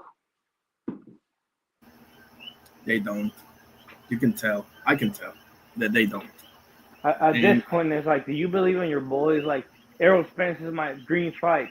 I get it. Errol Spence, he's a great one. He's a Hall of Famer. For sure, he's a Hall of Famer. But it's like, at the end of the day, he hasn't fought in 2 years, 2.5 years. Charlo hasn't fought in how long? Mel, coming up around that time, I think. Give me a second. He hasn't fought since Canelo. Yes. Maybe more. Like, no, it's since Canelo. Canelo was his last fight. Yeah, that's true. And it's like, bro, at what point do you think these are mega fights? Those are not mega fights. I'm sorry, but you're just trying to make an excuse. And like the doctor said, it's like, if you're not fighting each other, you best be going for a belt. Exactly. Like I can see that's what I said that too earlier in the live. Like I was like, listen, I understand if you give me like, listen, let me fight Fundora because he is holding his, his WBC, he's the interim, and Fundora is the full champion, right? So let me fight Fundora, Boots, get you a belt, and then we can do a unification. It will be bigger. Like that at least makes sense somewhat. But this right here, bro, bro, it's clear as day. No, it's clear, and especially because Fundora is fighting after you. Not only that, I got my take on Fundora, but I might leave that for later. But it's like, Fundora hasn't been what are his 3 last fights? Cornell Booker, Tim Tszyu, and now Keith Thurman. He just wants money fights. I'm sorry. Yeah. Fundora ain't it. His team don't believe in him. Fundora is just getting money grabs. I'm sorry if you like Fundora. I like Fundora. No, I don't like him. But I'm not going to be sitting here hiding the fact that he's just getting money grabs at this point. Fight somebody inside the top 10. Keith Thurman, as much as I like Keith Thurman, he ain't that one time, he ain't 2 times. He's sometimes Thurman right now. Once upon a time, yeah. Once upon a time, Thurman. Yeah, and isn't it ironic, brother, that the only guy unifying is the youngest of them all, the guy that literally just got the belt? Isn't that freaking ironic? Anybody find the irony in this situation right here? Like the guy that everybody said, oh, you ain't fought nobody, they're guarding him, they're taking care of him. That's the one dude in the division looking for a unification. And if we're honest, that's the guy with the real fight right now. Not Josh Kelly. Not a. I mean, I don't know what Burgess is doing at this point. He said Boots, and then in the ring, his team is saying Errol Spence, and then he's saying Terrence Crawford. I don't know what Burgess is doing at this point. I don't know what Oscar's saying. But if we're honest, Sanders Science has the most dangerous fight right now. Now, am I scared for him? Yes. Rightfully so. I'm sorry, but that stigma that he hasn't fought a whole lot of known people, he don't have names on his resume, and he don't have the experience in the ring like Perez does. Perez been in the ring more than Sanders Science, and he just beat him. And it's like, bro, like he's gonna be the underdog for a while. And Matt Barras, I think he's the favorite, but Barras got some power, bro. I'm sorry, but he does. And it's like, Science, I believe that he's going to win. I think he's going to win. My heart tells me he's going to win. But I don't know. It's a very dangerous fight. I think it's going to be a war throughout. I think it's going to be 2026 Fight of the Year candidate. I think so, too. And and I also got to say this. If Science wins, he's going to be the truth. I think this makes him a complete fighter, makes him what we think he is. But we got an even bigger star. He's a star right now, but I think he's even bigger star. But also, bro, Barras got, the guy that fights out of Germany, bro, he got something. He's not Yes. gonna lay down. No. This is not your usual top ranked diet or easy fights, money grabs, whatever you want Nope. to call it. This is a real fight. He's a hungry fighter, bro. How you doing, KD? Great to see you, brother. Kendrick's in the house. But but yeah, Bas Barao, you can tell bro, the hunger is in his eyes, bro. You can see it in the Juvenis Tellez fight, in the doctor interview, like bro, that's that guy, bro. He ain't laying down for nobody. He don't care who he's fighting. He's got that yeah. And not only that, I think he beats Virgil right now. Confidently so. I think he beats Virgil. I think he beats Madrimal for sure. I think he beats Boachuk for sure. After Brian Mendoza did him like that, I think Barao is a better version of Mendoza. And it's like, I think if Saez gets the win, he is going to be a complete fighter. Though 154 is very stacked. You got Ismo Flores, another unknown fighter. He's unknown, but he's very good. And you got Boachuk, you got your Yusuf Hostic, Boachuk, Madrimal, Jermel talking about coming back, which I didn't like that about Jermel. He's over here holding around, pretty much telling himself, like, bro, you're an undisputed title holder. You can make any fight happen. Don't be throwing yourself like that. But it's like, a Masvidal out, that's a true fight. I think that's the best fight at 154 that we've seen this year, because 154, let's be honest, though it's a very stacked division, we haven't had the fight that we deserve in that division. A Jesus Ramos Lubin rematch, a Jesus Ramos, which I think that's the best fight. Jesus Ramos Boots, I think that's the best fight. But I think 154 has been letting us down. I think 140 has been giving us one better fight than 154 right now. You got Polo Matias, very close, but every fight is they're not unifying though. The one thing that I would say about 140 is that they don't seem in any rush to unify any of them. No. But you know. No, but if I have to say, like, 154, Saez, Barao, however you want to say it, is best fight at 154 right now. That is actually happening. That's the toughest fight for both guys. We're gonna find out who's a real contender and a real champion there. If Saez has it, he's gonna overcome it. If Barao has it, he's gonna have to overcome it. And either way, you have to give both of them praise. Kind of like Morel Benavidez. Exactly. Like, you have to give them respect. And I think, bro, this is as good as it gets. Honestly, as good as it gets. We're watching two guys fighting for a championship spot, morphing from that contender status to champion status. And they're the truth. If they win, they're the truth, hands down. Yes, and even if one guy, whoever loses, but in a competitive fight, bro, they're still in the mix, bro. Very much so. They're still contenders. I mean, they can. It's just 154 is deep, and I'm gonna be honest. They both beat Virgil. They both beat Fedorov. For me, just their style don't match up good against each other. I think Fedorov got the loss against Saez just because he likes to fight up close. He don't really use that jab. He don't really extend it against somebody like Saez that can move around. And Barao, I mean, it's a 50-50. It's a 50-50. It's a 50-50 let's get. But Fedorov gets cooked against Barao. That's what he's going for, the money grabs. I'm sorry. He was the undisputed champion. I mean, not undisputed, unified champion, and let go of one of the belts because he wanted a money grab against Tim Tszyu. This guy don't believe on himself. I mean, he doesn't, and you're absolutely right. And I'll tell you this. I agree. I would favor Abbas and Xander, especially a polished Xander. I think a polished Xander beats the shit out of Virgil. But I'll tell you this, not for nothing, bro. I think Virgil beats Fundora. Yes, that I agree. But it's Virgil Fundora. Sias, Virgil, I got Sias all day.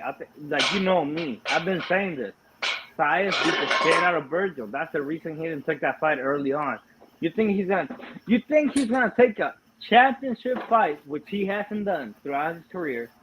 Not only that, I'm Mexican. For the people that think I'm biased, I am Mexican. I am from there. You think Virgil, who hasn't challenged a title, is gonna take a polished standard size, which against Barral, that's a polished size. I don't care what anybody says. If he beats Barral, that's a polished size. Virgil's not gonna take a championship fight against a guy that can move his feet, and against a guy that moves his feet going forward, and that he's a champion. Bro, I'm sorry, Virgil's not taking that fight. He is not taking that fight. And I hate to say this because he represents Mexico, yes, but he is a 27-year-old prospect. Yeah. Yeah. He's sabotaging his own career. Yes, You know? at this point he is.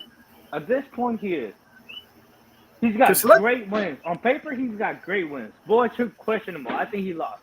Madrimov, questionable. I think he lost. So do I. The only one is Lubin, but Lubin didn't even fight. Exactly. All his clear wins are either literally tune-up fights, or a guy that just decided to go in the ropes and just let him eat him alive. You know. I'll tell you one thing. A guy that lost a prior fight.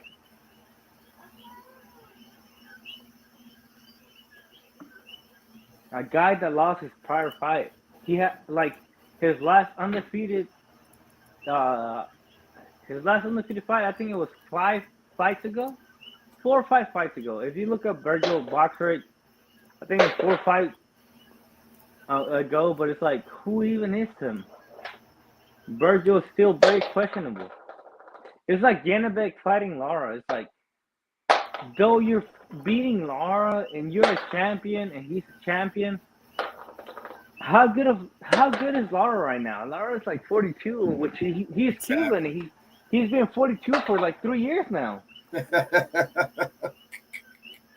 Yeah, I see what you're saying. It's like, how good of a win is that? It's like, bro, it's like, yeah, you beat a champion. Don't get me wrong. You're still good enough to be the champion. Janabek, I think he's a champion. He's got talent. The guy's got talent. But if he beats a 42-year-old Lara, which that guy's been 42 for like 3 years now, how good is he? How good is he?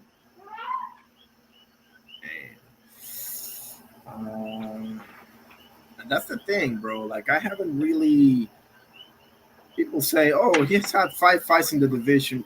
Yeah, but if you look at each and one of those fights, are you convinced by anything? Like, really? Because when you start looking, I'm gonna start looking into this, bro. Because I don't think 154 is that good, bro. And the reason why I say this, bro, is because 154 or 160. 154. 154? I mean, because the reason why, bro, is, I mean, let's be honest here. You just said part of it, right? Like they're letting us down. They're not fighting each other. They're finding excuses, even at the point of like literally giving up a belt to go somewhere else. And I mean, when you're doing all this thing, like, seriously, bro, am I supposed to like be excited about this? Because listen, I agree with you. I agree with you on what you're saying. Like, it's looking like it's hitting like 135 division. The thing I disagree with you is that how many of them guys at 154, the good ones like Boychuk, Madrimov, Bakram, who is a full title belt holder, they don't got the pull. They come from and you've seen it with Sergio Maravilla Martinez and Triple G, and it's too good for his own good. Yeah, they're too good for their own good, basically. They don't generate the money, and they're too good for their own good, honestly. Like Bakram, how hard is to get a fight for Bakram? Bro, for God's sakes. Like, that's a disgrace. He comes from a weak region of boxing. They don't have fans over there. And it's sad to say it, but it's not like what's going on at 135. which 135 is dominated by Americans. Yeah. You shouldn't have, like, you know, it's not 135. That's all I'm going to say. It's not 135. It's just people that come from weak regions of boxing. Though a country might follow you, that country is still smaller than a state in the USA or in Mexico, you know?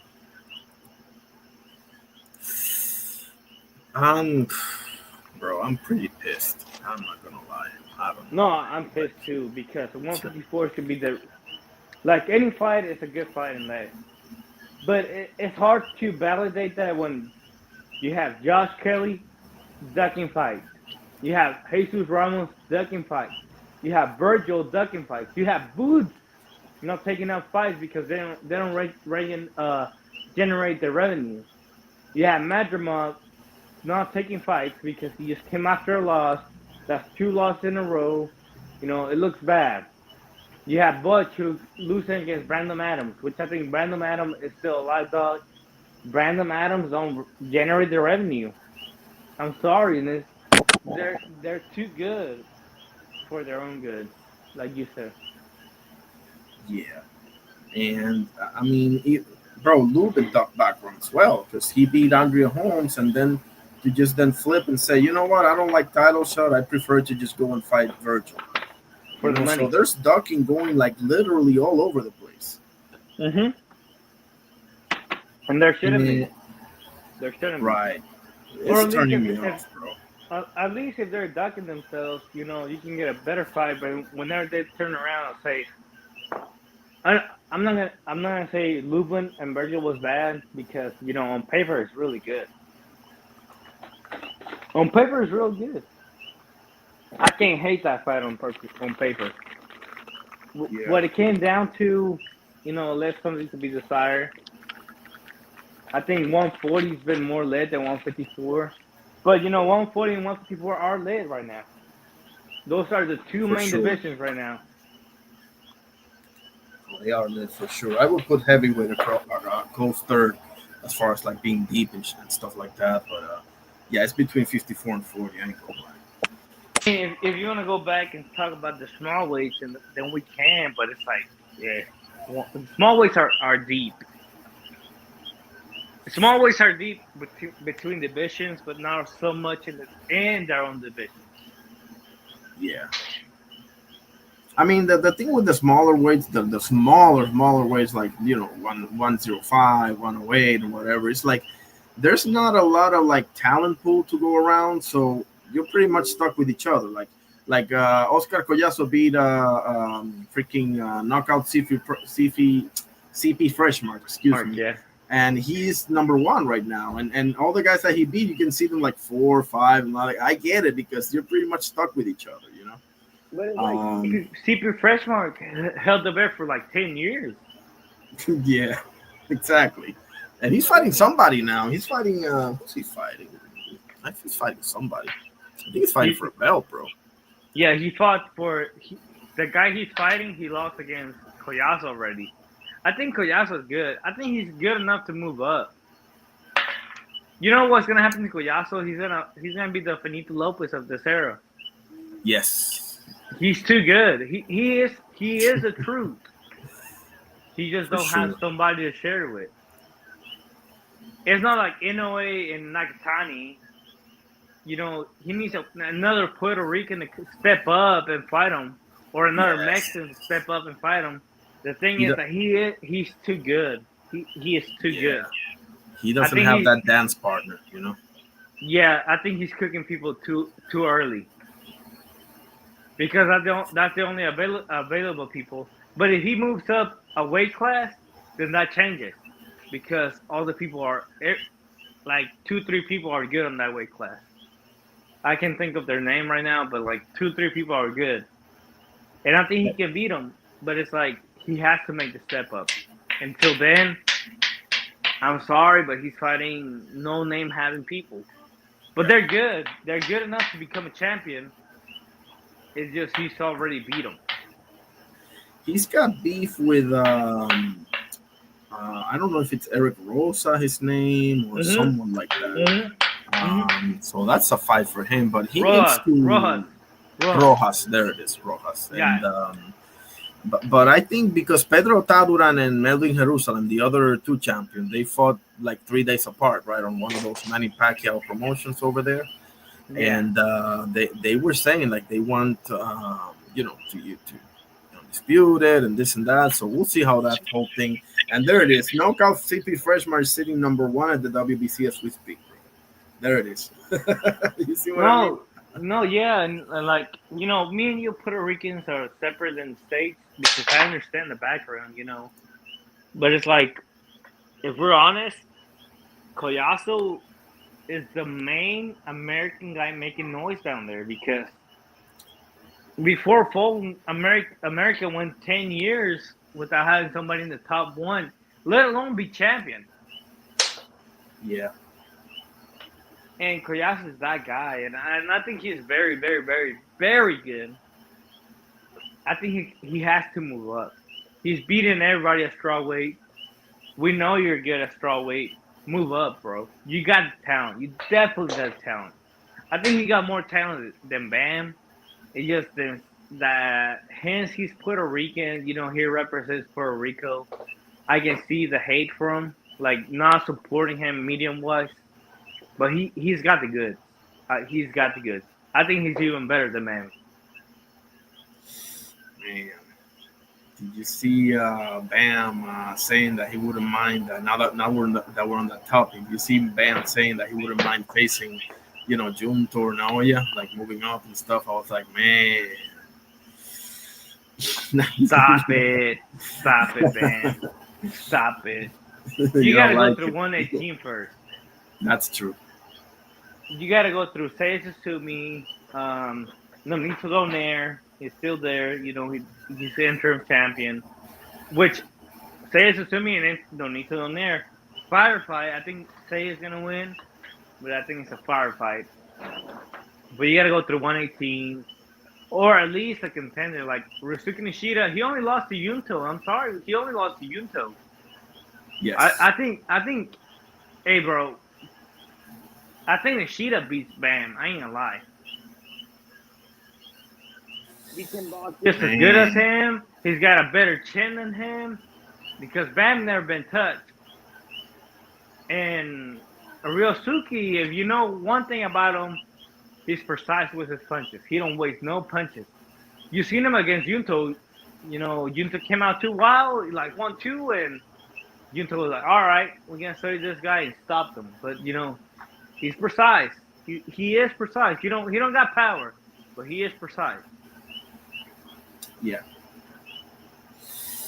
Man, I like it. I mean, I don't know, man. You don't seem to think that it's like a wise move. I understand that he needs to get through 118 because even if he beats Puma, which I think he will, he's still got another one. I think his name is Willy Baldo Garcia that he's fighting on that Naoya and Junto card over in December. So that's good to know. People here, like my brother and my uncle's thing, because we're the only ones that watch boxing like that over here. The thing I don't like Bam is not the fact that I don't like Bam, but I think people are overhyping Bam more than what he is. He's not Inoue. He's not undisputed. It's one thing to be good and one thing to be great, and I don't think Bam is there right now. Bam, if I'm truly honest, to me, he's still a prospect. I mean, I think that's a little harsh, because not for nothing, bro. He did unify, not for nothing. But against who? Puma Leo Cafu. Puma did against Ioka. No, I understand, but he's about to fight Puma, though. Let's give him some sauce here. Let's give Bam, some dash here. He is doing. But if I was to ask you, do you think Saez is a full champion contender right now? Now that he's unifying, I don't know. I mean, he's still a prospect. Until he gets that dub, he's still a prospect. And that's how I see Bam. Yeah, I see what you mean. It's like, yeah, you beat Fumulete Cafu, but we all know he wasn't the champ. I think we all know that. I think he was the weakest champ of them all.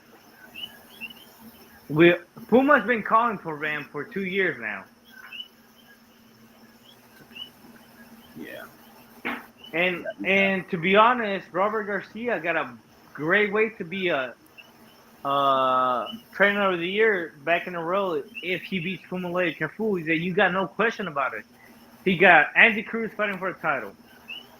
I mean, Raymond Mortala got a title. He's got Virgil, who just beat Lubin in 2 rounds. And if Bam beats Puma, bro, that's it. Yeah, give me a second. Let me respond to Adam here. How you doing, Adam? Boots pointed right at his watch and said it's time. Then Virgil busted out his watch fixing kit. Yes, sir. Yeah, Virgil is a duck. I'm declaring Virgil as a duck. I'm sorry. You were, yeah. Arnie, you know me, bro. I've been saying Virgil's been ducking Boots for a while. Yes. Yeah, that's my boy Oscar right here. Yeah, I mean, listen. I like Virgil. Don't think wrong. I like Virgil. He represents Mexico. I represent Mexico because though I was born in America, I was raised over there. But it's like, at what point do you say you're not ducking? Was it after Bochuk? Was it after Madrima? Was it after Lubin? At what point? To me, bro, I mean, what's transpired as of recently, and by recently I mean like the last 48 hours, yeah. Just send me over the edge. I was, because bro, I'm gonna be honest with you. When I saw that whole back and forth between them in the ring, bro, I was happy as a clam, bro. I was like, there's no way that this doesn't happen. Arnie. I was so hyped. I was like, hell yeah, it's finally gonna happen. It's here. The time is now. And then they say Jermell Charlo. Let alone that it's not gonna happen. The names that they brought up: Jermell Charlo and Errol Spence, 2 guys that fought the same year, that been laid off the same amount of time. It's like, gosh, dang, bro, just fight. Yes. Like, and then seriously. his promoter saying this is the biggest Texas show. I don't give a fuck about Texas. Irony, you know why Oklahoma's so windy? Why? Because Texas blows. I'm sorry. I'm just straight up, man. That was good. Man. Nah, bro. This is I mean, bro, not for nothing, bro. I understand why people get disenchanted with this sport, bro. How can you not be like, literally, bro? Have you seen a more obvious fight to make?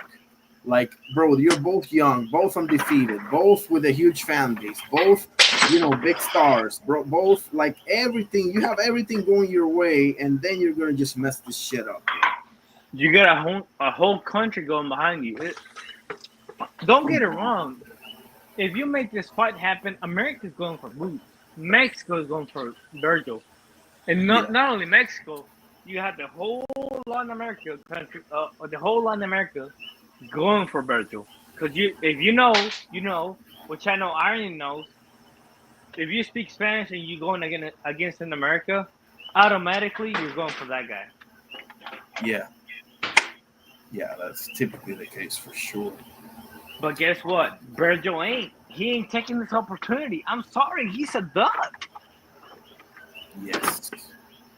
No, if it happens, I'm still going for Boots because I like Boots. I think Boots is the truth, but he just hasn't had. There's a reason why Josh Kelly, Jesus Ramos, Virgil Ortiz been ducking him for this so long, bro. It's just they don't want him. Now, if Virgil don't go for a title next, if Boots don't go for a title next, if he don't fight Virgil, if he don't go for a title next, I think he's a duck. I'm sorry, he's a duck. He don't want real pressure. That's the thing. Like, let's say that the Virgil fight don't happen. If you're Boots, are you? I think he should go for the winner of Fundora and Thurman or Bachram and Josh Kelly. My thing is, I'm not sure that he's gonna get those fights, bro. Like, if you're Boots, Josh Kelly already is welcome, and Eddie is yes. stingy with the money. He don't like spending money, especially for Yeah. non-American. If you're American, you can say goodbye to the money. Yeah. Bro. But yeah, it goes like that. And if Berger and Boots don't happen, and let's say Eddie don't pay for the fight, I ain't gonna lie. I think Boots got to let go of Eddie a long time ago. But that's just me. That's probably the case. Yeah. I mean, if we think about it, he moved Conor Ben up, and Boots moved up, so Conor Ben can take his place at 147. But then Conor Ben is taking a rematch against EUBANK, and that's the next fight. That's the next mega fight. Irony. Let's talk about that. Mm-hmm. Yes, sir. The next mega fight is Chris Eubanks against Conor Ben. I'm sorry, but that's trash. It is. It is. It's not like it was a close fight. It's not like it was like, oh, this crazy fight. It was entertaining. I ain't gonna lie. It was entertaining, but it wasn't this mega fight. It wasn't, it wasn't competitive. The only reason why it was remotely close to being a mega fight is because of the fathers. Okay, let's just get the elephant in the room right out of the gate here, right? If they have different last names, this is an undercard fight. Yes. Okay. And I'm so glad you said that because it's like neither of them are on their daddy's level. Nigel not even remotely close. No, it's like Nigel and Chris Eubanks, they fought for who was the best in England. We know who's the best in England here. And they're not it. Hell no. I don't know if you agree with me, Arnie, but they're C-class level at best. At best. Yes. I can give EUBANK Jr.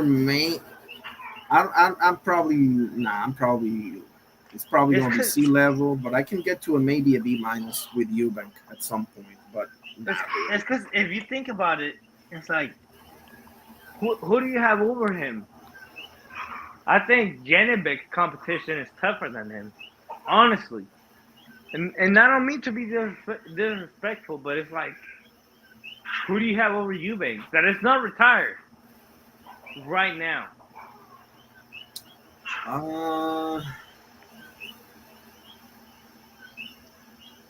Nick Baum? I mean, you're talking about UK fighters, right? Oh, UK fighters, I have everybody over Eubanks. Oh, you're saying 160? I'm saying 160. Oh, okay. I'm sorry. I mean, I got Adames. I got, bro, not for nothing. Lara probably beats his ass.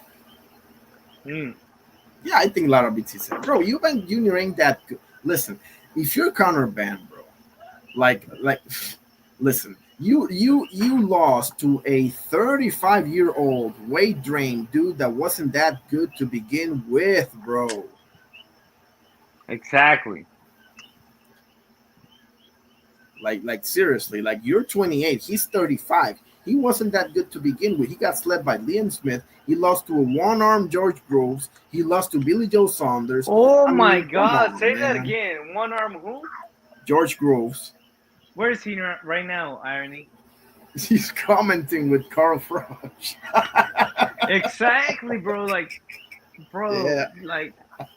he's not that good, bro. I'm sorry. I like Eubank Sr., but your son is not that good. Yes. And he still beat your ass, and he has Bomac in his corner for this one. So I hate to be the bad news bearer, but yeah. And you know what? I think this is going to cost Bomac his Trainer of the Year contender. I think Bolsey got a better shot at Trainer of the Year. But I'm sorry, you can't let that happen, bro. Like, you can't let that happen. He's average at best. Yes. Yeah, I stick with your original assessment. Their C level, and I'm struggling to go to not go even lower with Conor Benn, bro. No, Conor Benn and the suspension hurt him. It's 2 years. 2 years hurt him. But he's C class at best. Right now, 154. You put him against Bakram, he loses. You put him against Boots, he loses. Virgil, he loses. Bochuk, he loses. Madrimov, he loses. I mean, don't get me wrong. He's a great bounce back fight. He's bounce back for sure, but he's not good. He's not it. Bro, Ryan Garcia probably beats the shit out of him, bro. That's how bad it is. To be honest, I think he will drain himself to go to 147 for a money grab like that. Yeah, he already said. Like, he mentioned that. They asked him about, like, they threw some names, and then they ended with, like, who would you like to fight? And he threw Ryan Garcia right there, bro. Like, listen, he's the only guy that you might be able to beat, and I don't even think that you beat him. I think it's a 50-50. But even then, it's like you said, he brought it up. It's not like the commentators brought it up because he's 154. And it's like, bro, if you believe yourself that low, where do I rank you? Yeah. Nah, Conor Benn ain't. I mean, neither guy ain't it. Neither does EUBANK or Ben do it. And they want to charge you for that crap? Like, are they serious right now? I mean, what are we talking about here? Like, you don't even have, like, a great undercard. Now, I'm interested in Jack Cattle versus Echo Westerman a little bit, yeah, but nah, bro. Like, you got to give me some sauce if you're going to charge me, bro. It's not enough. Osterman, I like him. Cattle, I like him. Pay-per-view, not so much. Exactly. But then you turn around and see, like, the main event is EUBANK against who? Ben? Bro, he already lost to that guy, clearly. Why would I want to pay for that? Yeah. Yeah, no way, bro. They've gone off the rockers, bro. Remember they tried to charge for, like, Parker and Wardley? Like, what the hell are we doing here, guys? Like, seriously. No, yes. Parker and Wardley was the weirdest pay-per-view I ain't gonna lie to you, Irony. I watched it and then I stopped watching it. I ain't gonna lie. Because how can I pay for that and say I enjoyed it? I didn't enjoy it. And you want me to tell you the truth? Virgil Ortiz, Lubin, I fell asleep. That's what showed me that there is like Golden Boy can put out a good card to save their life. They're all right at best.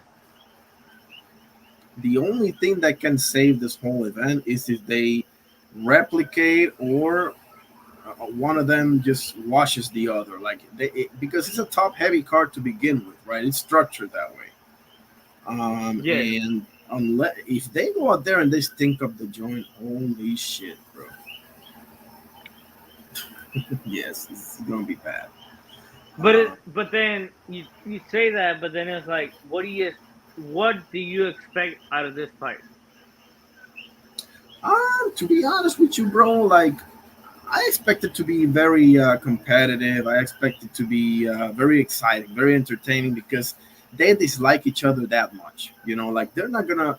I don't think they're gonna stink up the joint because they have too much riding on it because of the legacy and the history and this and that, right? So I think off of that, they're gonna do their best. And I think training with Bomac should be the difference maker, even more so this time for EUBANK, to be honest with you. Okay, then let me ask you this, and you say that. Bomac is a difference, but I gotta bring it back. What do you expect out of this fight? Well, you said it was the first fight. What you just said, it was the first fight. What do you expect out of this fight? You know what worries me, bro? You remember that whole Eubank with the ambulance crap that he said, right? Oh yes. He's actually in a legal issue right now with the British, with the BBC or whatever, and the matchroom and all that shit. So that All right, worries me. all right, Aaron. Let me ask you this: is that fight better than uh Sumsack against Mayer No way. or Marquez against Diaz one? No, no, no. So what are you expecting out of this fight? Because that's the only way that justified this fight. I'm expecting Eubank to stop Conor Ben. That's the one thing that I'm like hoping to be a difference. I'm hoping Eubank can stop him this time. You know? But even then, is that better than Marcus Basket? No, yeah, absolutely, no way, not in a million So years. so this fight is not even fight of the year contender. I'm sorry, but this fight is trash. Yeah, That fight is trash. And the fact that Eddie Hearns and Queensberry trying to make it, pay-per-view, that's even worse. yes. How is it pay-per-view? How? The title for this fight should be like, how to live off of our father's name or something like that. Because that's Yes. literally what's happening, bro. Like, Yes, honestly, and like David Benavidez, that card is great, but the fact that this yes, fight is before is so trash, so trash. I'm sorry, but like Uncle Ryder would say, it's so weak, so weak. yeah, yeah. I mean, listen, I'm not gonna lie. Saturday, my main focus is gonna be the UFC, bro. I'm not gonna lie. No, yeah, I agree with that. I can agree with that. Um, It's because I don't see how. How is it not? like I said, bro, if they had different last names, this would be like the third fight or the second fight on a main event card, or maybe even lower than that. Like, Let's and they're say not ring even in the card. same division. They're not even. They don't even fight in the same division because Conor Ben is really a 47 guy, and Eubank has fought like at 168. So what? You understand? Like everything comes down to what the fathers did. Every single thing. Every single thing, like you said. It's And so the- sad. It's just the fact that this is boxing right now. You have Ryan Garcia being a Hall of Famer by Max Kellerman. You got Conor Ben fighting Eubank again, junior, not senior. But it's like the senior. It shouldn't even be a rematch, but it was questionable because Nigel was cooking the first round, but yes, then he lost. Nigel was very dangerous in the opening rounds, bro. Oh, he Golly. was cooking. He dropped him Yes. twice. Yeah. It got real dicey for Eubank, bro. Yeah, twice in the same fight. So it's like I understand that, but this, bro, stop it. Stop it. Don't. It's not a pay-per-view fight. Hell, it's not even a main event fight. What are you talking about? They're C class at best. They're not champions. They're stop it. The only thing also that they have going for them is that the first one was so entertaining. Because listen, not for nothing, it was hella entertaining, the first one. So I guess you can.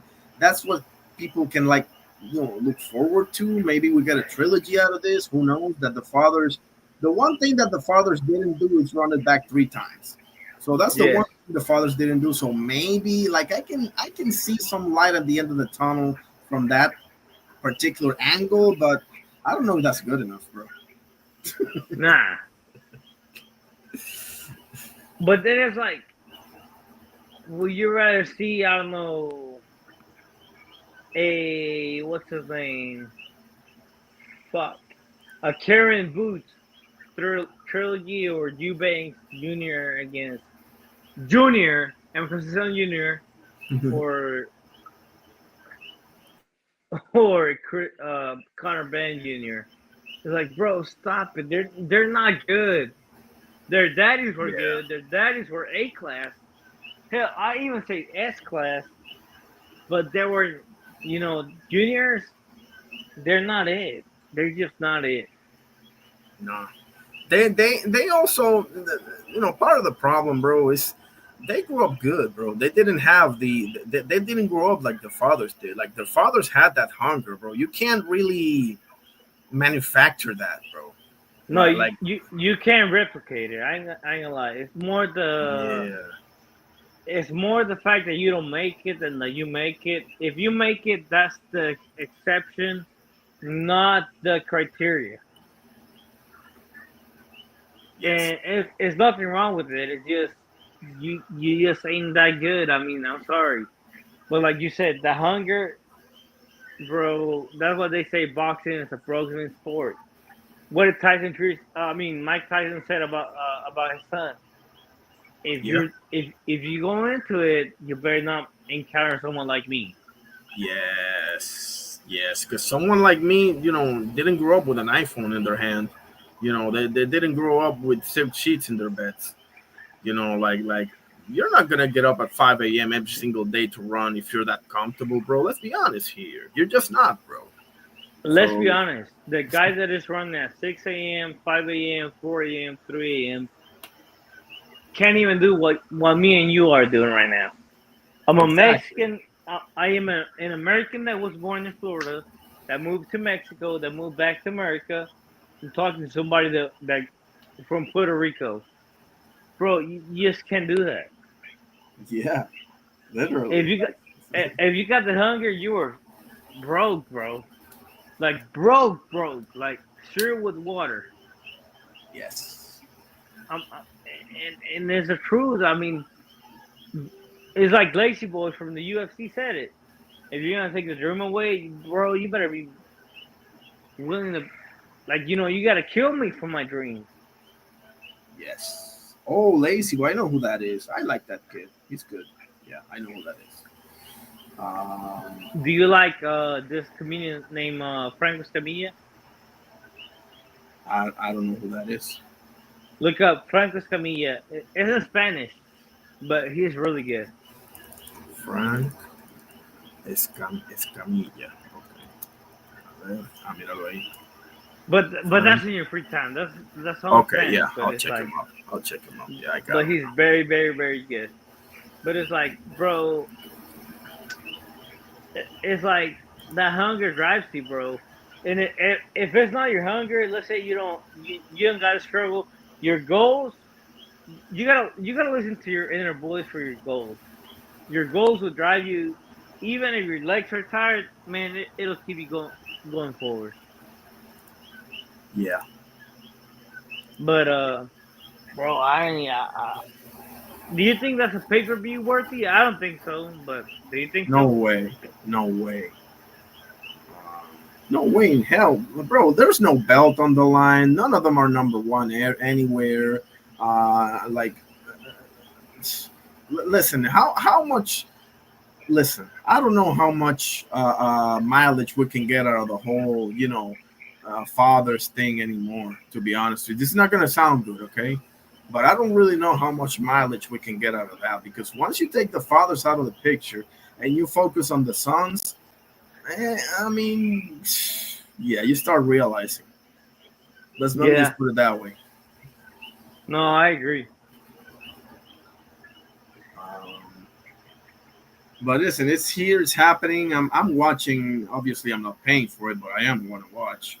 Yeah, I ain't gonna lie, bro. And where do you even go from here? Like, Conor Benn's gonna fight who? Because Ryan Garcia is probably gonna fight Mario Barrios. And who's a real winnable fight for you? Because if you're Conor Benn, you better stay your ass at 47 and forget about 54. Like, seriously. Like, I mean, I think Karen beats the fuck out of him. For sure. Stanionis beats him. Yep. So Yeah, go to the rankings. I'll name you who he. I'll name you who he can beat. Yeah, like can he beat? Ooh, I think Rohan Polanco sleeps him. Um, maybe one of these. Patty Donovan, maybe. No, Um, 50-50. I say that 50-50. yeah, I'll probably favor Donovan slightly on that one. I'm not gonna lie. Tiger Johnson will sleep him. Um, 50-50. okay, okay. Um, the obvious fight we all know is Ryan Garcia. That's the obvious fight. Rolly would sleep him. Mario Barrios actually give him a shot against Mario Barrios. I And think Luis that's Prograis. 50-50. Yeah. Um, who else? Liam Parra probably beats his ass. I ain't gonna lie. Shakra Gia, so Rashidi Ellis probably beats his ass too. So, nah, bro. But listen, with that being said, bro, 47 doesn't compare to 54. 54, everybody will eat you No. alive. No. Yeah. I agree with that. And it's like, do you remember when I say with? I think you were in the live, but it's like when it's like a division is so hot like that, the lower division is ass, and it just is what it is. Yes. Yeah, Like 140 right now, it's okay at best. I mean, because if you look at it, like part of the reason a division gets so stacked is because you had some people moving up, right? So naturally, that division is going to be hollow for a good chunk of time. Now, Bean Orm, the Storm, and Devin Haney coming up, and all of that, it's going to get interesting real soon. Yeah. But bro, I can't remember in my lifetime. I can't remember a welterweight division being this wide open, bro. I can't remember this. Wide open, I agree with you. But better, man, I can name so many better than this. But like wide open, I agree with you. Because Devin Haney is the most proven fighter at that division. Brian And Norman don't got it. he literally just got here. Yeah. Ryan Garcia is trash. I mean, I'm sorry, but he is trash. Yeah, he is. Even if he beats Barrios, it just speaks more on Barrios that he was trash. Exactly, But exactly. I've been saying the same thing. I've been saying that. Crush the legend. How you doing, brother? God bless you. Great to have you. Appreciate you, sir.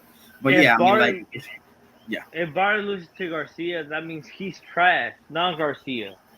Garcia's trash too, but yeah, it just says more. It just says more about Barrios. for sure, for sure. And listen, Mario Barrios is one of the least. How do I say this? It's one of the least legitimate champions. It's not gonna sound good, okay? But he's one of the least legitimate champions we have today, bro. Like, What bro, about Gedebe? you literally, well, there's another one. But the bro, you literally went to a draw with a 50-year-old man. Like Yeah, I can't. I'm not going, bro. I'm not going. I can respect it. Yeah. Even if it was a tough fight, you gotta get the win. Exactly. But bro, you watch that fight. Now I'm not gonna watch it more than once. I can't put myself No, through, yeah. right? I agree with But you. I'd rather see I'd rather see Shakur against I don't know what's his name, uh, Del Santos, before I see Barrios Pacquiao. that's saying something. But Yes, bro. I fell asleep on that fight actually. They're round off bro, to sleep. seriously, bro. Like, I have the antidote now for my insomnia problems. I'll just put Yeah, on that fight. exactly. You know. But it's like Um, I'd rather see that than Barrios Pacquiao. Barrios look like ass. Pacquiao look like ass. I don't want to see that. Senator Pacquiao, Oscar. Remember, Senator Pacquiao. Nah, I'm If Senator Pacquiao is gonna fight, Retired Mayweather. That's bro. I've been saying this for the longest time. When Pacquiao's return was becoming a thing, I said, "Listen, bro. Not for nothing. The only fight to me that even remotely makes sense to you is doing the Floyd rematch, bro. That's the only one. Put it on exhibition if you want to. I don't even care. I will watch it, not for nothing. But that's the only thing that makes sense because otherwise, one of these young dudes are gonna get you, bro. Exactly. It's gonna happen sooner or later." And as sad as it gets, me and you seen it. I'm sure people seen it in the chat, but it's like we seen prime Pacquiao, we seen prime Mayweather, we seen it both at the same time, and it never happened. Exactly. It never happened. The question is gonna stay lingering. What if a prime Pacquiao fought a prime Mayweather? And to me, prime Pacquiao has it all day long. But it's not what happened. Mayweather won. Am I angry? Not, because Mayweather deserved it. He was a better man in that fight. Though he ran, because he ran, he was still the better man in that fight. Yeah. I mean, we can talk about it. This is an interesting topic. Who would have won in their primes? Because I hear what you're saying, but I would have to really think about it. Because when you say prime Floyd, are we talking about Pretty Boy Floyd, or are we talking about the money time after the Oscar fight? Like, are we talking about the Morales Mayweather or the I'm saying anywhere between Oscar and Canelo. Okay, so the money Mayweather, got you. Because I think Pretty Boy gets him. Pretty Boy Floyd Mayweather gets Pacquiao. But money, I can see I can see what you're saying. I would have to think about it though. Very. But it's like, let's say Pretty Boy gets him, okay. Because they had a bunch of common opponents, right? They had a bunch of common opponents. They both fought Hatton. They both fought Marcus. Yeah. They both fought Cotto and Mosley. I mean, Marcus Mayweather came overweight on the Marcus fight. I mean, oh yeah. I remember that. Yeah. I'm sorry. Yeah. Because I remember I was mad about it because I was like, they're two greats at the same thing, same style. If you made it fair, even, I say Mayweather was greater. But since you had it not cheap, but since you got to come in overweight, it just let me know something. You were scared of Marcus. Because down the line, they're the exact same fighter down the line.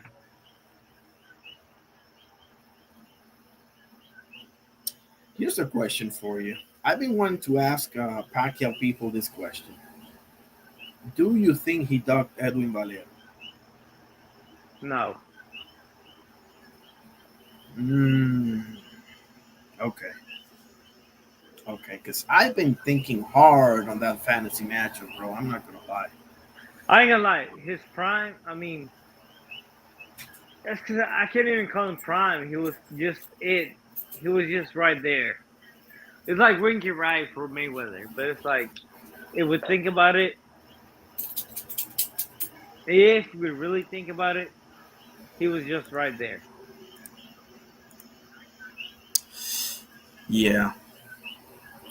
I mean, I'm going to look into this, bro, because I had no idea that Manny Pacquiao had a chance to fight Edwin Valero.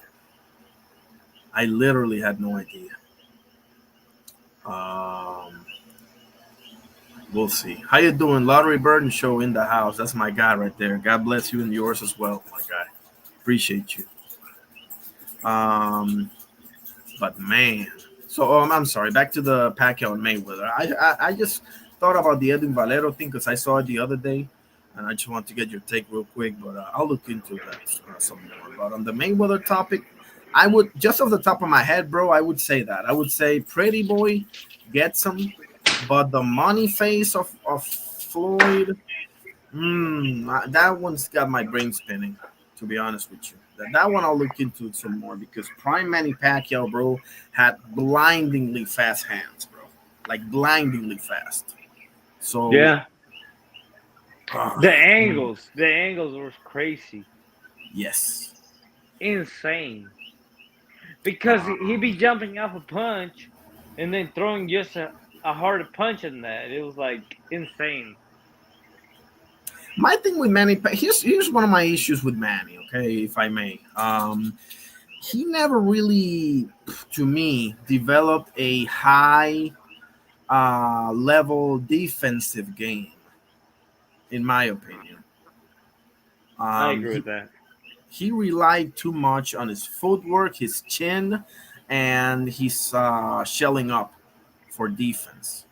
Yeah, I Eh, agree with that. So that's what gets me when we talk about like Floyd and Manny. There's a lot of things where they are like right there, neck and neck. Hand speed, footwork.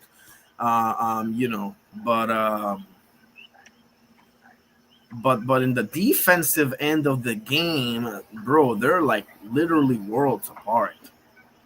Yeah. Lottery says Floyd will beat anybody he faces, just like he's been doing for years. I that's a ballsy claim, brother. But I mean, listen, I can quote you for that. What about a You know. Triple G? What about a Sergio Martinez? I mean, what about a shit? What if you press me hard enough? I'll tell you. What about a Sugar Ray Leonard, bro? Yeah. Um, you know, he says facts. But listen, if Floyd's your man, bro, stand by it, bro. I'm a ride or die dude. Oscar knows it all too well. Yeah. I'm a ride or die dude. Like I'll defend my people, bro. Whoever I like to the end of time, bro. Like, I don't care. I love it, bro. I'll die on my hill. And if I'm wrong, I'll say I'm wrong. If you tell me something and I turns out to be right, I'll say, you know what, bro, that's right. Yeah. I don't kid myself, Um, but but man, this is good, man. I love this topic, man. This is nice, man. This is nice. Now, without being said, bro, like if I'm creating a fighter, like for example, if you're creating a fight, you remember how they do this with fighters, like jab and boxing IQ and footwork and defense. So, on defense, I would. Let me think about this because jab, I'll say Larry Holmes. Footwork, Klitschko. Klitschko, that's a good one. Vlad, right? Yeah. The footwork, I will say Orlando Cañizales, and I'll have Loma a very close second. But Orlando Cañizales, I would say footwork. LB, get into this too. Build your fighter for me. Give me a jab, give me a footwork, give me all that we're saying. Who can beat Floyd? We'll get into this in a minute if you want to. But Triple G. Prime Triple G will beat Floyd. If you press me hard enough, bro, I'll say Prime Sergio would have been a real fucking problem. Bro, Prime Sergio, people don't get it. Prime Sergio would have beat Floyd. I ain't gonna lie. Bro, Prime Sergio would have beat Triple G. Bro, Sergio Martinez and his prime was, oh my god. No. Oh boy. It's because he wasn't even. It's like defense perfection. Yes. He wouldn't even be the one being hunted like Virgil Lubin. He'd be the hunter while going back. It's insane to think about it. But he go back, Oscar. But he be going back and hunting you, not him. You. Insane. I mean, Sergio Martinez, that's professional boxing. I ain't gonna lie. The fact that he becomes from Spain because that's where he lived, and Argentina because he was born there, sad. Because he was if he was Mexican or American, we claiming so fast, bro. I ain't gonna lie. The thing with Sergio is that also he was a late bloomer as well. He was a late bloomer. His prime came late in his 30s, bro. But then if you think about it, it's because he was doing soccer, which Argentines are very good at. Yeah, yeah. Exactly. Exactly. That's the other thing. And thank you for saying that, Lottery. He says Sergio was good, but his career was short. Yeah, he's his prime didn't last for like 5 years. That's the problem. It lasted for like 2. But Or then maybe.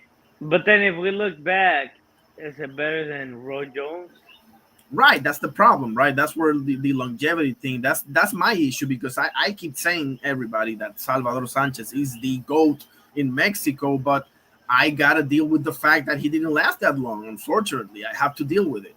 I have to put that in perspective. I mean, obviously for different reasons. Obviously, he got a fatal car crash. I mean, we're talking about a tragedy here, but you get the point. Like there are some dudes that there were the truth, but for one reason or another, like they didn't. Okay, let me give you the wrestling. Stone Cold Steve Austin is the GOAT, but Yes. but he didn't last that long either. Hell no. Because of the neck issue. So if I gotta deal with that, you understand? And then listen, I still think he's the GOAT, but I have to deal with it. Like the Undertaker lasted for 30 freaking years, bro, and or 25 or whatever. And Hulk Hogan and all the rest of them. I gotta deal with it. Undertaker is my Hall of Famer. He's your GOAT. He's in my Mount Rushmore, bro. I can't even, bro. I'm the biggest Undertaker fan. I just never seen anything like Stone Cold. It's because Stone Cold was it. He was it. Yeah. But Undertaker just had it all. He had charisma because he didn't even have to talk, but people would try to break him. Kurt Angle tried to break him, and that tells you something. Yeah. LB says Hulk Hogan is the GOAT. Listen, there's a case to be made for the Hulkster as well. I'm not the biggest fan, but there's a case to be made for him. Like he'll fill up a stadium, not for nothing. He is the definition of the business guy. I mean, come on, Oscar. Listen, Mania 3, him and Andre, the big one. Bro, the best match of all time took place on that evening, and that was Macho Man versus Ricky Steamboat, right? Or one of the greatest matches of all time. Exactly. Say it again. Say it again. Listen, one of the greatest matches of all time, Macho Man and Ricky the Dragon Steamboat. That's a fact. But on the flip side, you don't get that many people watching if that ain't Hulk Hogan in the main event, bro. I'm sorry. Oh, yeah. The cream of the crop. The cream of the crop. Put the cream. That's my guy, bro.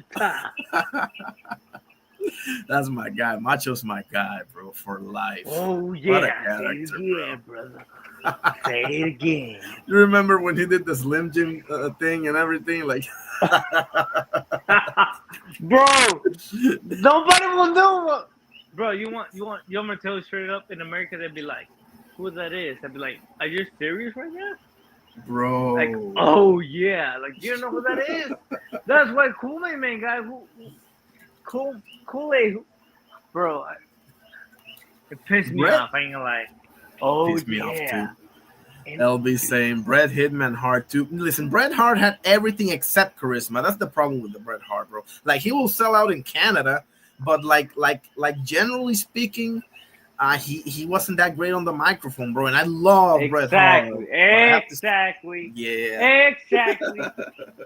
That's like, oh yeah, whatever he's the GOAT, bro. Macho was the total package, bro. Do you remember this promo? Irony, I know you're gonna know it very well. It's like, Ultimate Maniac, like, that's what you don't think you know as well as you think you do. Yeah, but I'll tell you this, brother. Yeah, and it's like, yeah.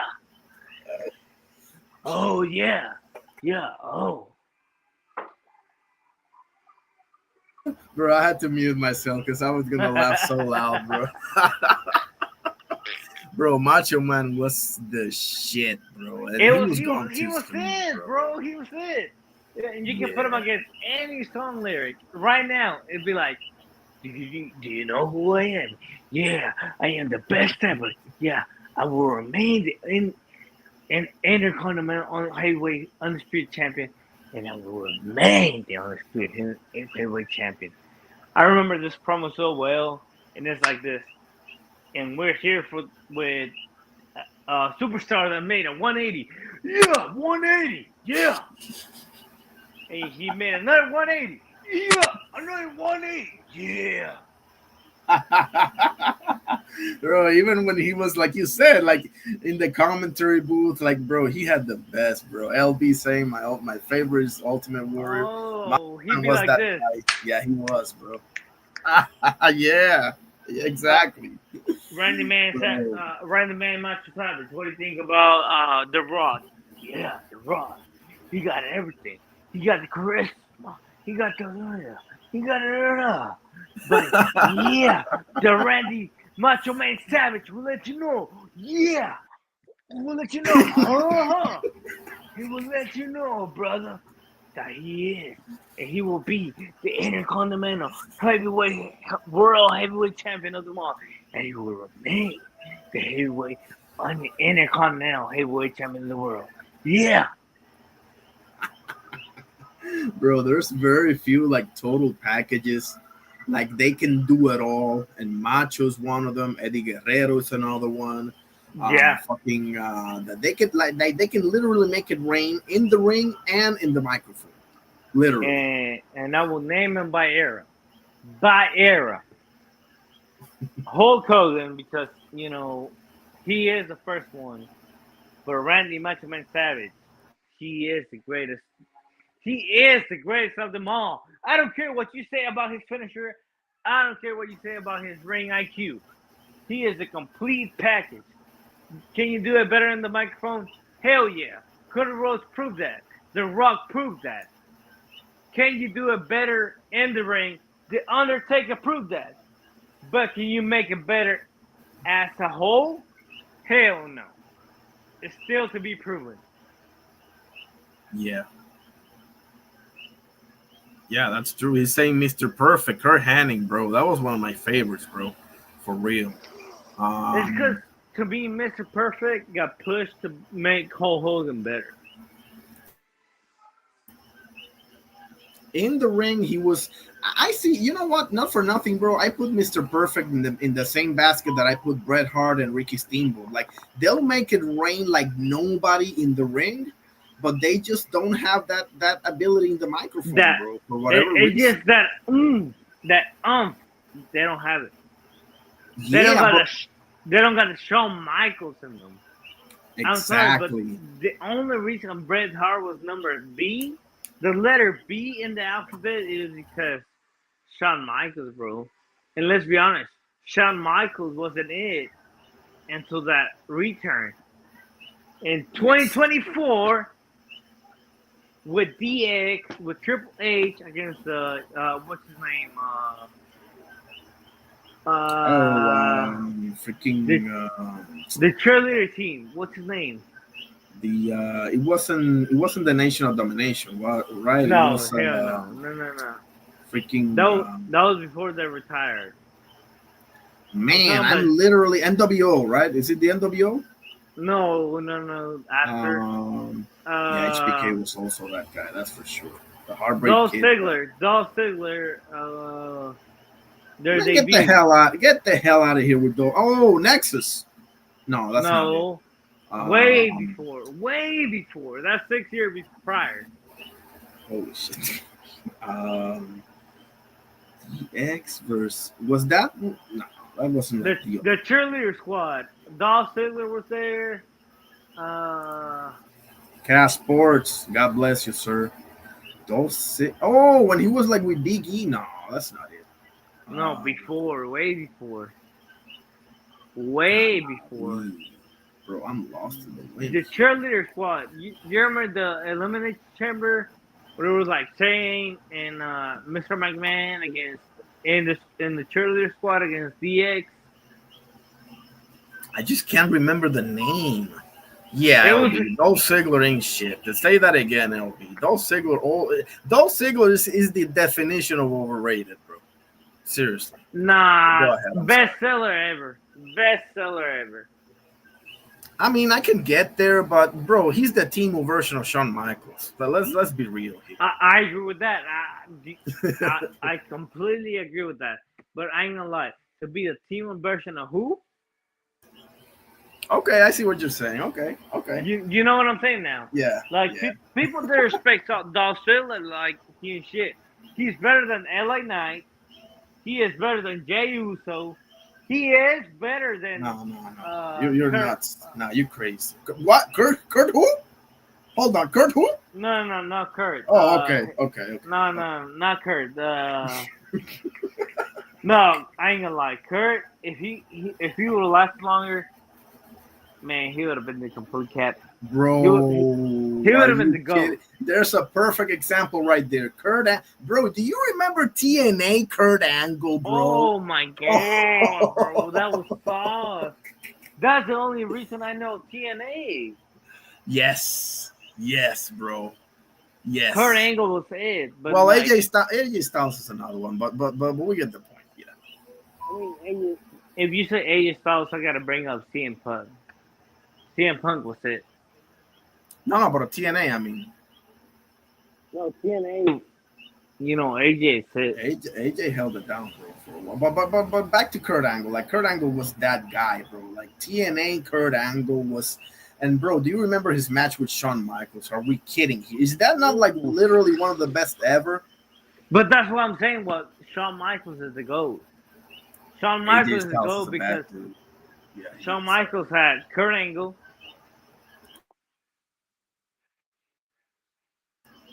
Let me tell you this. Kurt Angle, Undertaker, Ric Flair, Randy Orton, John Cena, bro, Eddie, bro. How better can you get? Chris Jericho, Christian. I mean, Triple H, you name it, bro. Like, oh man, Shawn Michaels had so many legendary rivalries. But I'll say this in favor of AJ Styles. LB, you're gonna love this.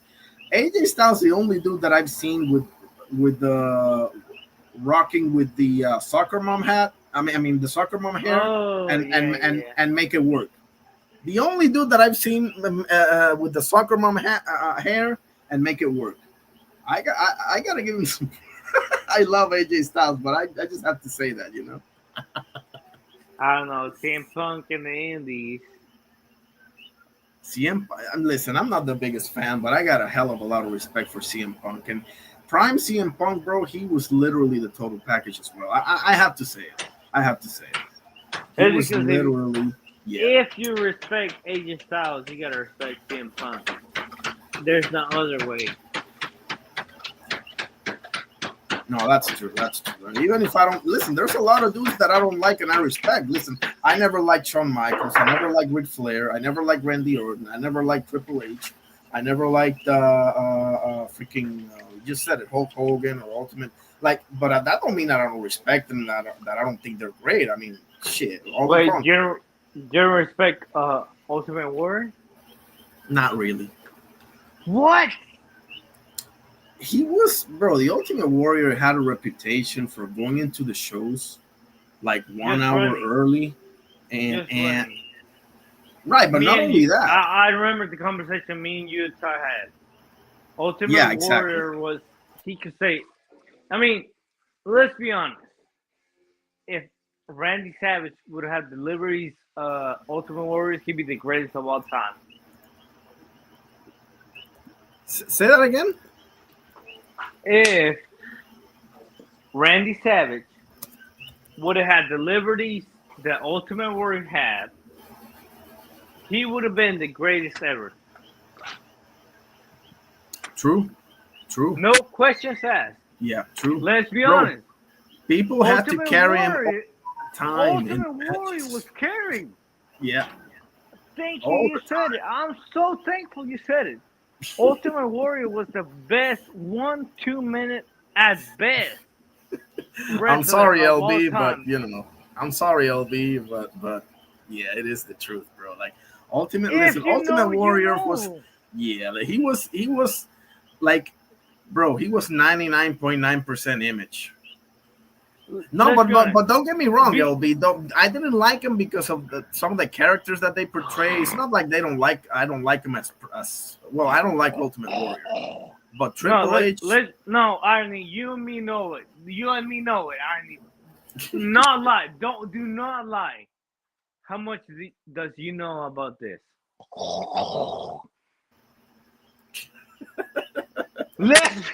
Look, you laugh because you know it's true. That's what carry him. It could be the skeletons are carrying me into the underworld. That's what Ultimate Warrior was. That's what he was. He was the Goldberg of his era, bro. That's just the bottom line, bro. And actually, Goldberg and listen, they're almost exactly the same. Better. Goldberg was better. Goldberg was better. Goldberg can talk a little bit. I will give him that. But I ain't gonna lie, Ernie. Rhino was better. Rhino was better for sure. Yeah. But not for Goldberg, nothing, but bro. people don't. Rhino was better than Goldberg, but people just know Goldberg.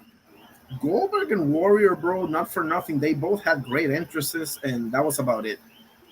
Yeah. No, Warrior? No, yeah, Warrior, yeah. That's what carried Warrior. The sprinting into the ring with the face mask, bro. It's just like you don't know what you know, but you know it's true, yeah. LB saying Rhino was overrated. I mean, you think maybe, yeah. If you say that, then you gotta say Goldberg and Ultimate Warrior was. Rhino was Ultimate Warrior and steroids. Yeah. Yeah. Oh yeah. It's like you think you know it, but you know you don't. Yeah. Man, but I guess there's a place for those dudes. I mean, obviously, bro, look at the run that Ryback had. I mean, how much more proof do you need that sometimes image is all it takes to make some noise in this business, you know? Unfortunately, there's a place for guys like this. If you like Ryback, then I'm sorry. You cannot like Rhino. You cannot like Goldberg. You cannot like Ultimate Warrior. Hell, I even take it back. You cannot like Hulk Hogan. Exactly. They're cut from the same cloth. Yeah. And Ultimate Warrior said it best. Hulk Hogan. Hulk Hogan. I know Hulk Hogan. Smoochie, how you doing, sister? LB saying that Taz is better than Rhino. Yeah, I mean, bro, ECW Taz was a problem. The Taz, what was this move called? Like the Taz Master or the like, Taz Mania, something like that. I think it was like I think it was Tasmania. I think so. Yeah, something like that. But it was like, yes, I agree with you, but then what did Taz do? Because Taz was too good to be, on his skin. I'll recommend you something. Look up wrestlers that were too good to be wrestlers. Taz was one it. What's his name? What's his name? The one with the bud.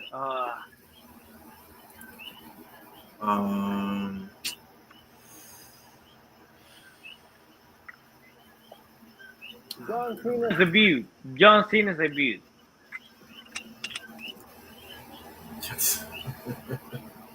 Bro, speaking about John Cena, I'm gonna cover that last match. You know it, right? You know that Survivor Series. Oh. You know I gotta cover that shit.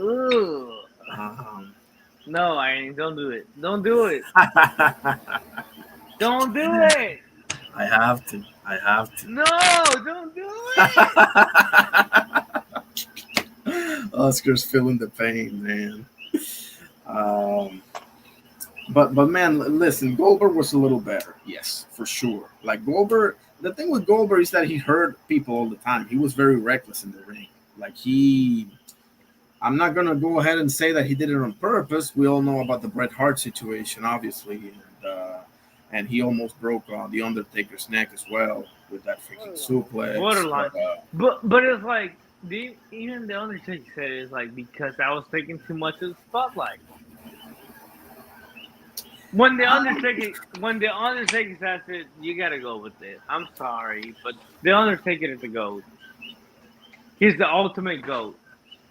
I can't deny that. I mean, listen, I think it's Stone Cold, but if you want to listen, if anybody says it's The Rock, it's Piper, or it's The Undertaker, or it's Macho Man, or it's Shawn Michaels, I don't have any problem with that, you know.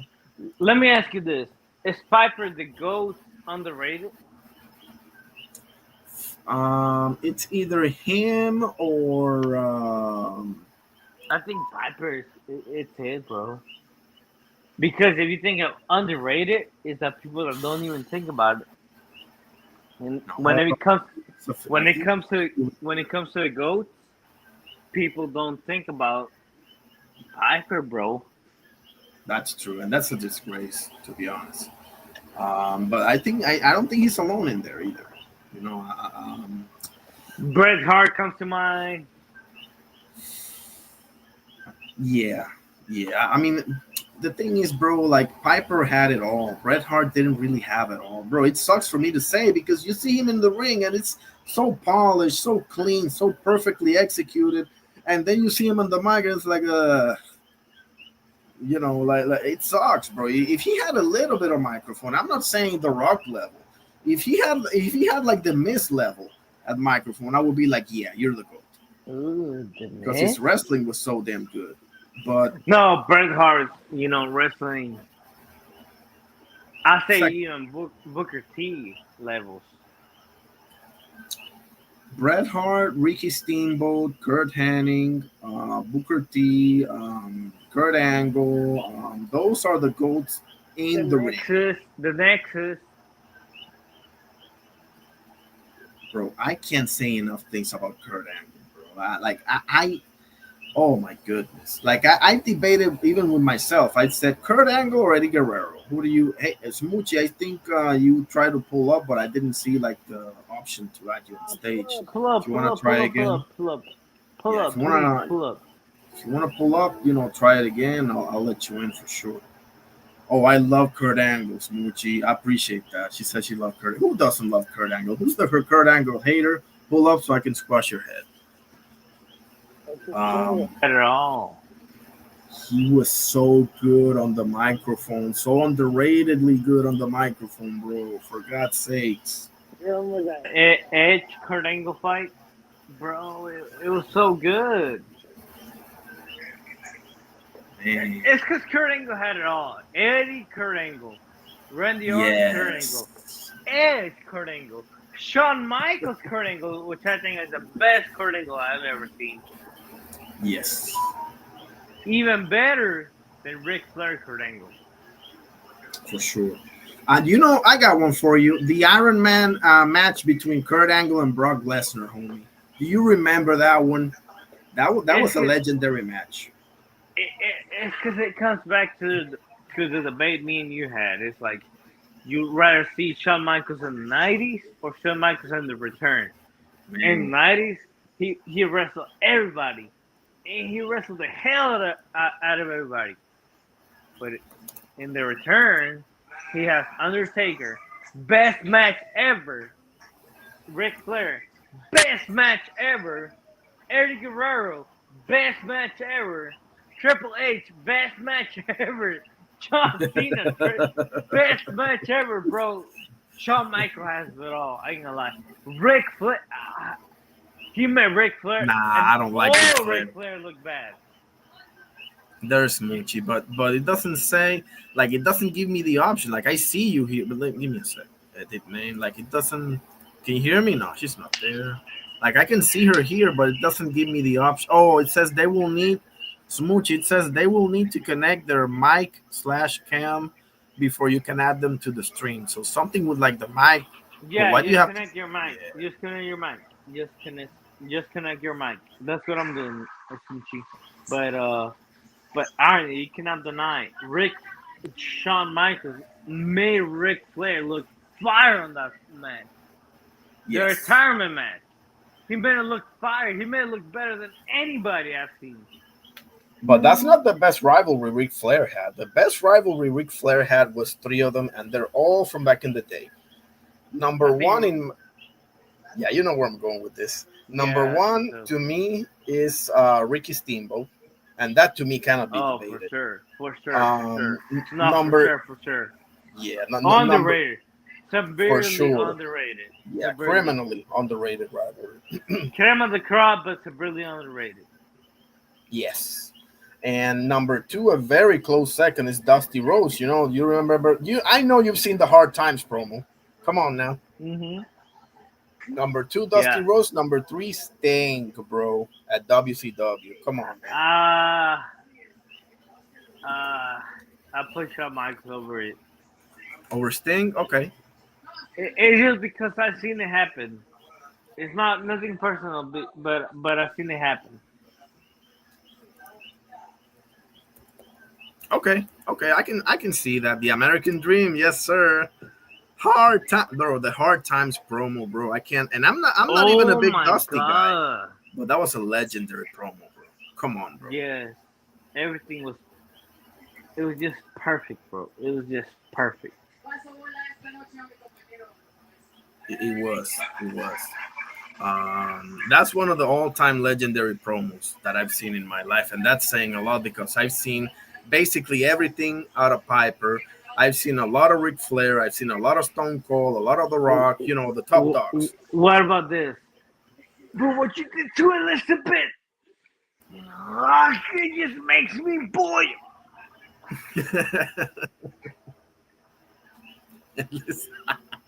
Listen, Ric Flair, not for nothing. That whole line he had about, limousine ride and jet flying, that was awesome, bro. How can I deny that? I can't deny that. I just, And then he just came up with Bugs Bunny, bro. I'm sorry, but he's the GOAT. I mean, listen, a lot of people have him as the GOAT. And, like, for example, Stone Cold Steve Austin and The Undertaker both think that Ric Flair is the GOAT. They both forgot more wrestling than I'll ever know. So I can't argue with that. Shout out to them. I ain't gonna lie. It's just my bias. But Ric Flair has it all. But Bret Hart he is the true GOAT. In the ring, there's nobody that speaks better. I dare you to put somebody over Bret Hart. I can only think of one name, and that's Ricky Steamboat. Yeah, I agree with that. Yes, Steamboat, yeah. But I'm not even so sure about that. I'm not gonna lie to you. I'm not even so sure. But Ricky Steamboat is polished performers, bro, like ever. But then it comes down to Bret Hart being the first one that he came across with, and then it's a question of like, okay, did he made it look better or the Steamboat made it look better?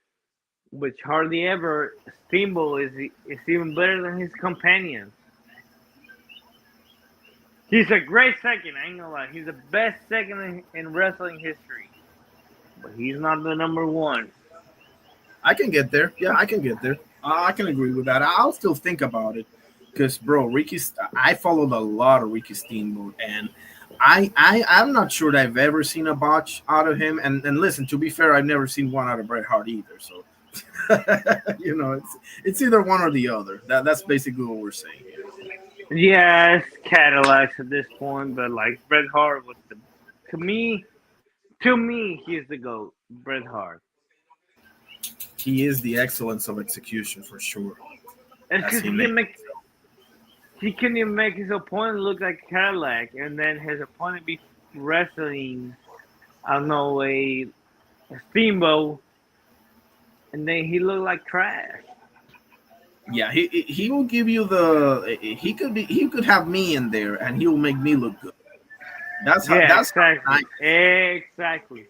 Yeah. He be picking you up when he has to pick you up. Exactly. And it's like, bro, what is happening right now? If you know, you know. If you're a wrestling fan, you know.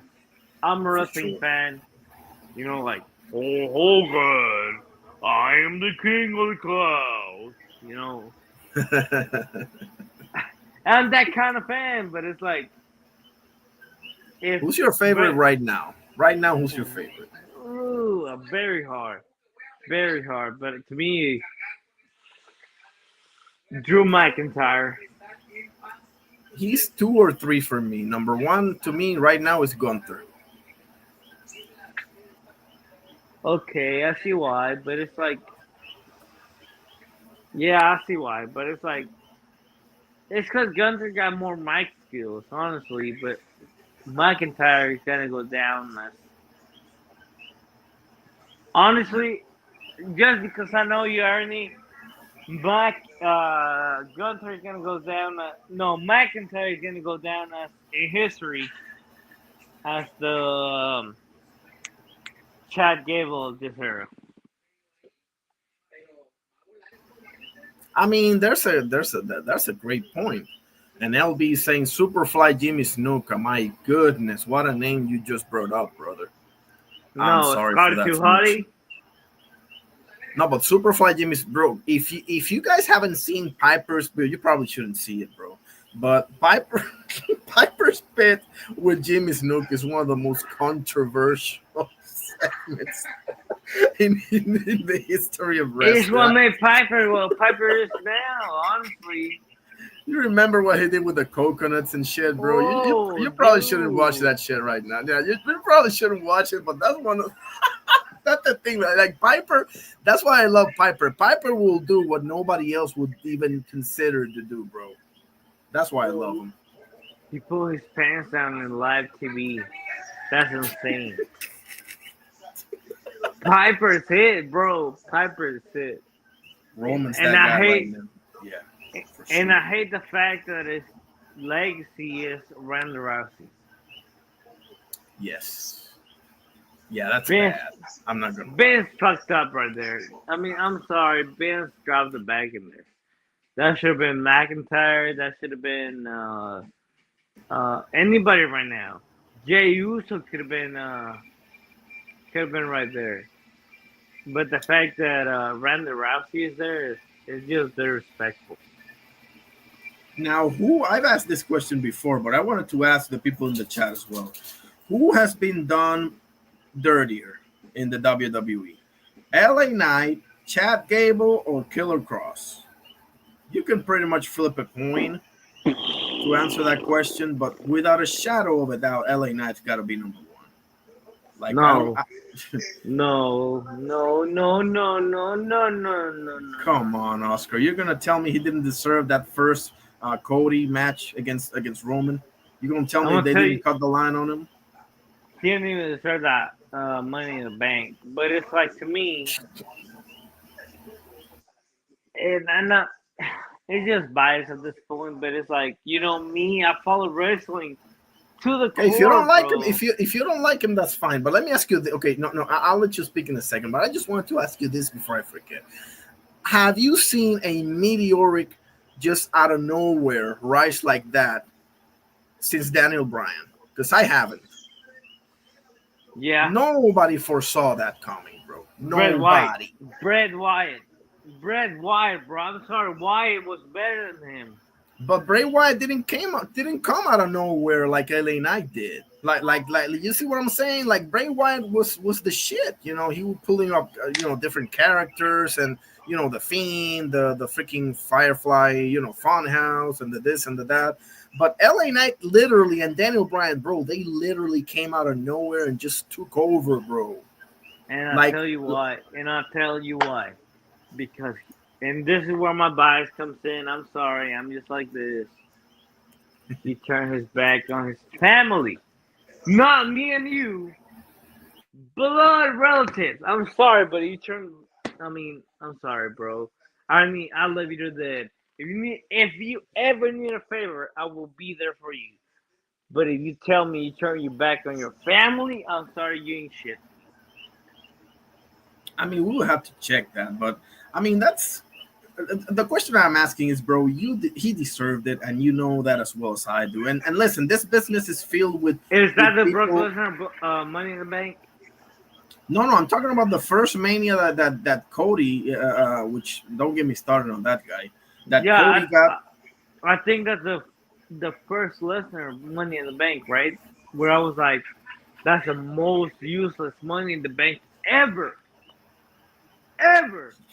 Brock Lesnar could have come back in and wrestled John Cena himself. For sure. But he was like, WWE champion of the world. I'm like, bro, stop it. Stop it. Man, I don't know. I think because listen, they eventually they did right by CM Punk. They did right by Daniel Bryan. They didn't want to. The crowd did that for Daniel Bryan. The crowd asked for it. I ain't gonna lie. Exactly. That was one of the. And I was one. I was one of them.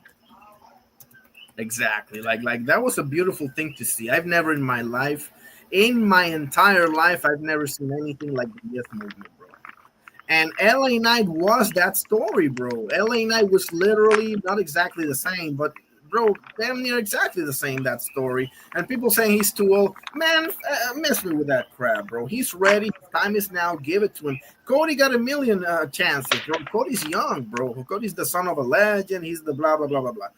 Give this guy his just due, bro. He ain't going to have a million chances like Cody will. Cody is the son of a legend and the brother of a legend. Right, exactly. Because Goldust, bro, oh my goodness. Mr. Money in the Bank and Goldust, bro, you can't top that. I'm sorry, you cannot top that. I think Dustin is his name. Yeah, Dustin Rhodes. Yeah, that's. You gotta be brother of John Cena, cousin of Roman Reigns to top that. And Chad Gable, bro, and Killer Cross, they're almost like the exact opposite of each other. Because Chad Gable got the wrestling. He got some mic, but not nearly enough mic skills. You know, with the shush and the thank you and all that stuff, you know, but not good enough. You know, his wrestling is top notch. And Killer Cross can cut a promo on his leap, but he ain't the best wrestler. So it's like they're the complete opposites of each other. And you know who's the middleman? Do you know who's the middleman, Irony? Who is it? El Grande Americano. Ooh, I love it. I love it. You know it's true, bro. You know it's true. That's why you love it. I know you. You know me.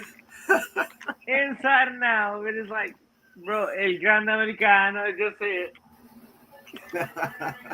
I love it. Bro, I just saw Logan Paul, bro. I'm gonna tell you something. Yeah, LA Knight, yeah. But yeah. I'm the greatest wrestler ever. Yeah. I'm gonna tell you something, bro. Logan Paul is made for this business, bro. Yes, bro. Yeah. Let's just call it what it is, shall we? Like he was born to do this, bro. He's tailor-made to be a legendary heel in this business, bro. And he's got the athletic ability. He's got everything, brother. He made Jellybean look good.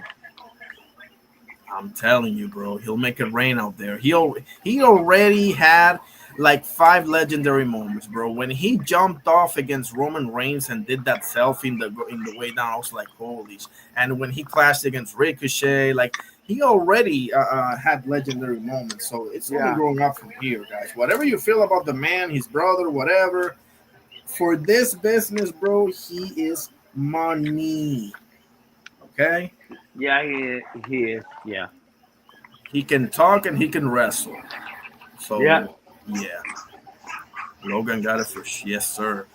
Now I'm gonna tell you something. One dude that I'm starting to like, and you're probably gonna jump on me now, is Dominic Mysterio.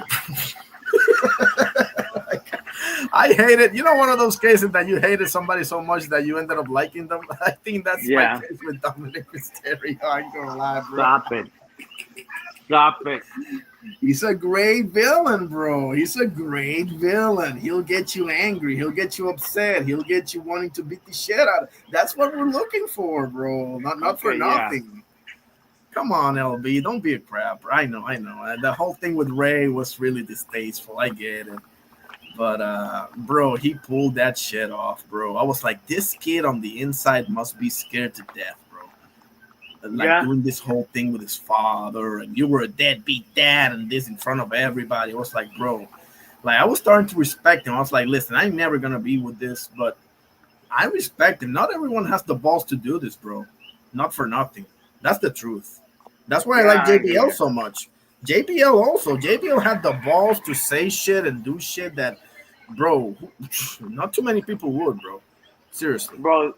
He stepped on the flag and in the border. I was like, God dang, bro. You're talking about cartels. You're talking about everything. Exactly. Not only that, he went to Mexico. I think he was doing something for AAA or something. And he started. Exactly. The first stage, bro. He stepped on the flag again. I was like, God dang, bro. He did. I was like, bro, he goner. I'm saying, listen, thank God that Mexicans have that great wrestling culture where they understand exactly what's happening, because otherwise, so I was like, if not, he would have been dead. I know. In 2 seconds, bro. Come on, in 2 seconds. I know, but it was like, thank God. I was like, thank God nothing happened. Because if JBL goes down, I'll be like, dang. Bro, literally, like, no, please, no, let him live. He's just working, guys. Like, literally, like, oh man, that's why, bro, I respect the hell out of people like that, and Piper too, bro. Piper would do the most controversial shit, bro. If Piper was performing today, he'd probably be in prison right now, bro. I ain't gonna lie. Yeah.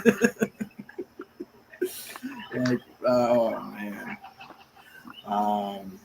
But yeah, I mean, that's wow. This has been great, bro. This has been awesome. Anything else you want to say? Fire away. Okay, last thing I want to say is Virgil, 5 boots. 5 boots. That's a fight I've been waiting for. If you don't fight him, you're a duck.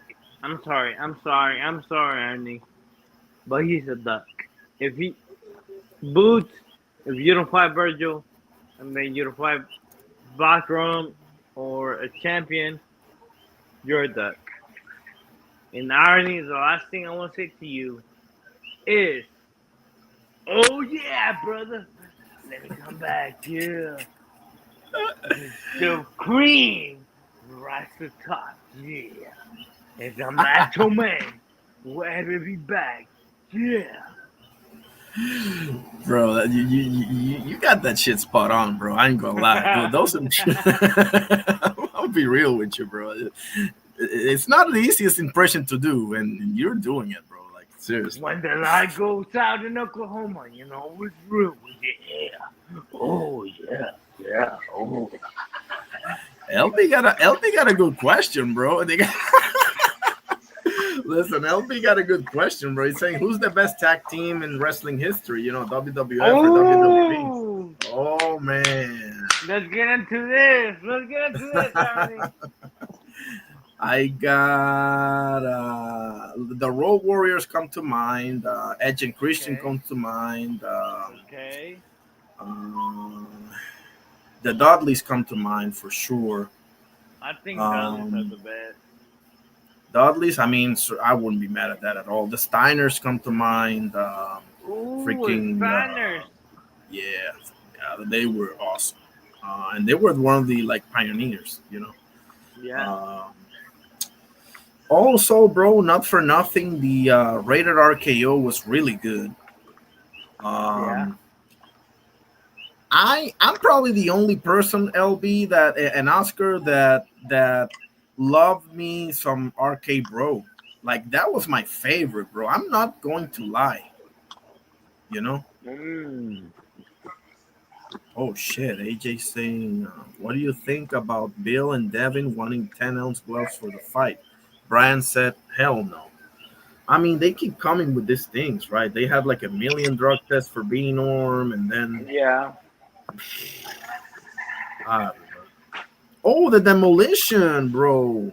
But you know why I don't put the New Day LB, because there's three of them, right? Like it's the same Yeah, reason it's why I three. don't put like Big E, Kofi, and Xavier, right? So that's the only reason why I don't name them, because they will be in like the trio or maybe even a faction for that matter, right? So yeah, I that's think kind of hard for me. for me, it's gotta be a faction. At that point,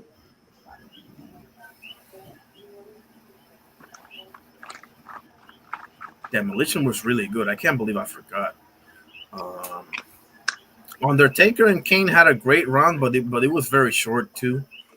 So I don't extremely know. short. Yeah.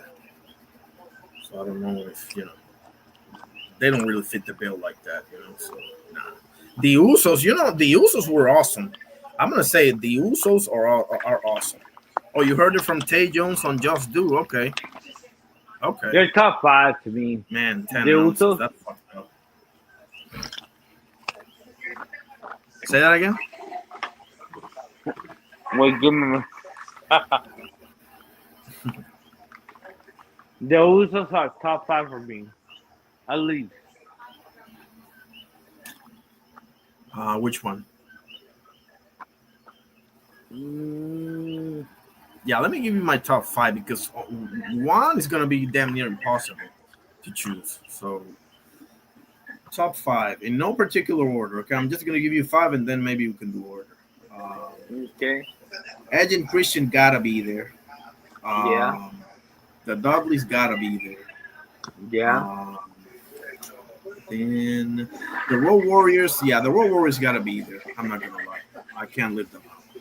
And I'm gonna say the Steiners and the Usos. Those are my top 5. Oh, what about LOD?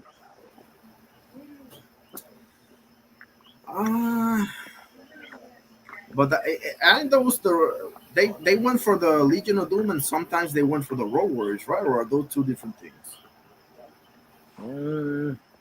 Hang on a second, am I tripping? Or they went? I think they went sometimes for the LOD, the Legion of Doom, or Road Warriors. Give me a second. Yeah, no, They're different.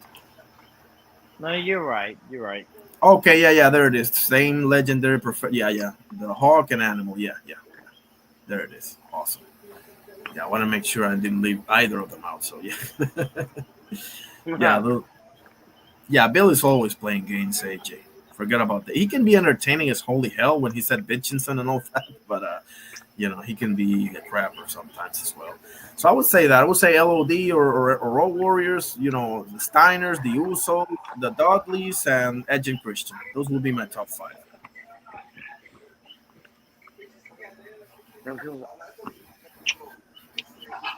Number 1, I mean, golly, I don't know. Facts, AJ. Yeah, facts. I mean, forget about it. If they, for whatever reason, pull out of the fight for some shit like this, they're dead to me. Yeah.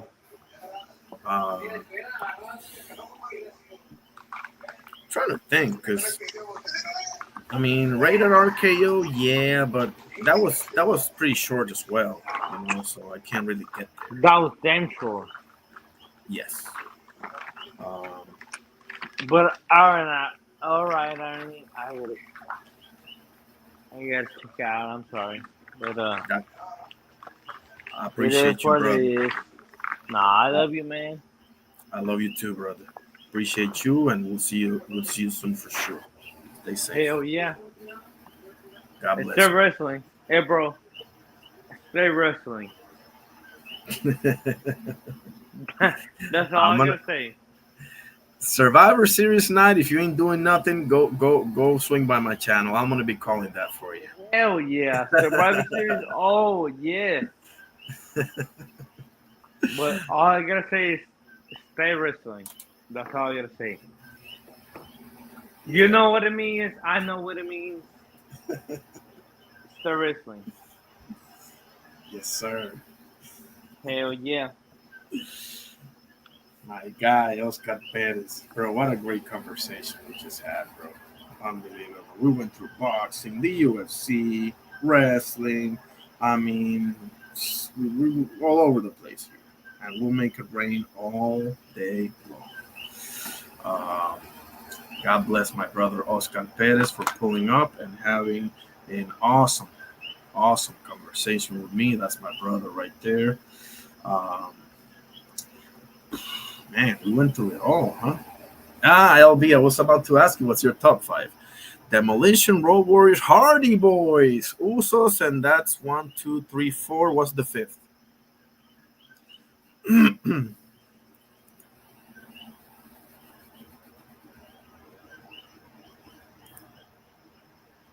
That's 1, 2, 3, 4. Yeah.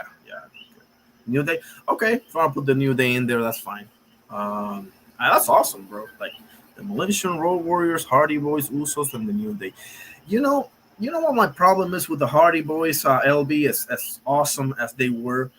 Let's be honest here, LB. I appreciate it, AJ. I appreciate you, brother. And we can chop it up about anything. I focus on boxing, UFC. We do WWE as well, or wrestling for back in the day as well. Occasionally, I'll do BKFC, and I'm qualified to talk about basketball from a particular era, and the same for football and a few other sports. But boxing is number one for sure, and I know my wrestling and my MMA as well. So I appreciate you, AJ. My problem with the Hardy Boys, LB, is that, let's be honest here, bro. It was only Jeff. I mean, listen, this is this is not gonna sound good, okay? But bro, Matt Hardy, I mean, what do you really remember him for? Appreciate you, AJ.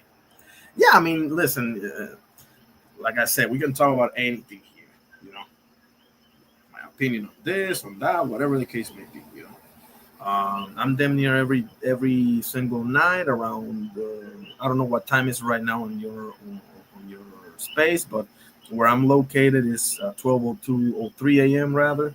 So I go live usually like 9 p.m. Sometimes if I work, I come in a little bit later than that, or if I don't work, I may come in sooner, than depends. But around 9 p.m. ish. Appreciate you, sir. But yeah, let's be honest here, LB. Like, now the Hardy Boys, it was only Jeff. Jeff was the dude that made it. Come on, Mark Hardy was good, bro, too. You think so, LB? Come on, LB. I mean, listen, when you look at Edge and Christian, they both made it to the top. And Christian's making it rain out there on the microphone over at the AEW. When you look at the Usos, both are good. When you look at the Steiners, both are good.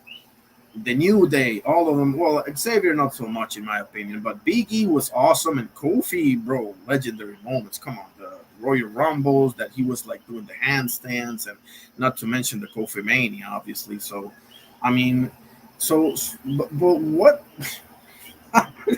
I'm sounding like such a crapper, right? Such a hater, but not for nothing, bro. Jeff made it to the moon. He's got a million, legendary moments. Matt Hardy, bro, not so much. I mean, I'm sorry. I'm sorry, bro. Like, Matt Hardy, not so much,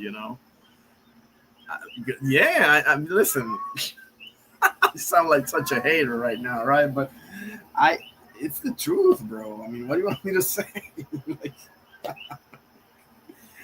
Now, as a tag team, sure. I mean, the Hardy Boys, bro, any day of the week and twice on Sunday. But when it comes down to it, you're like, yeah, it's pretty much Jeff Hardy doing all the heavy lifting here. Matt is just the dude tagging with him, And I'm sorry for sounding like such a crapper, bro, but it's the truth.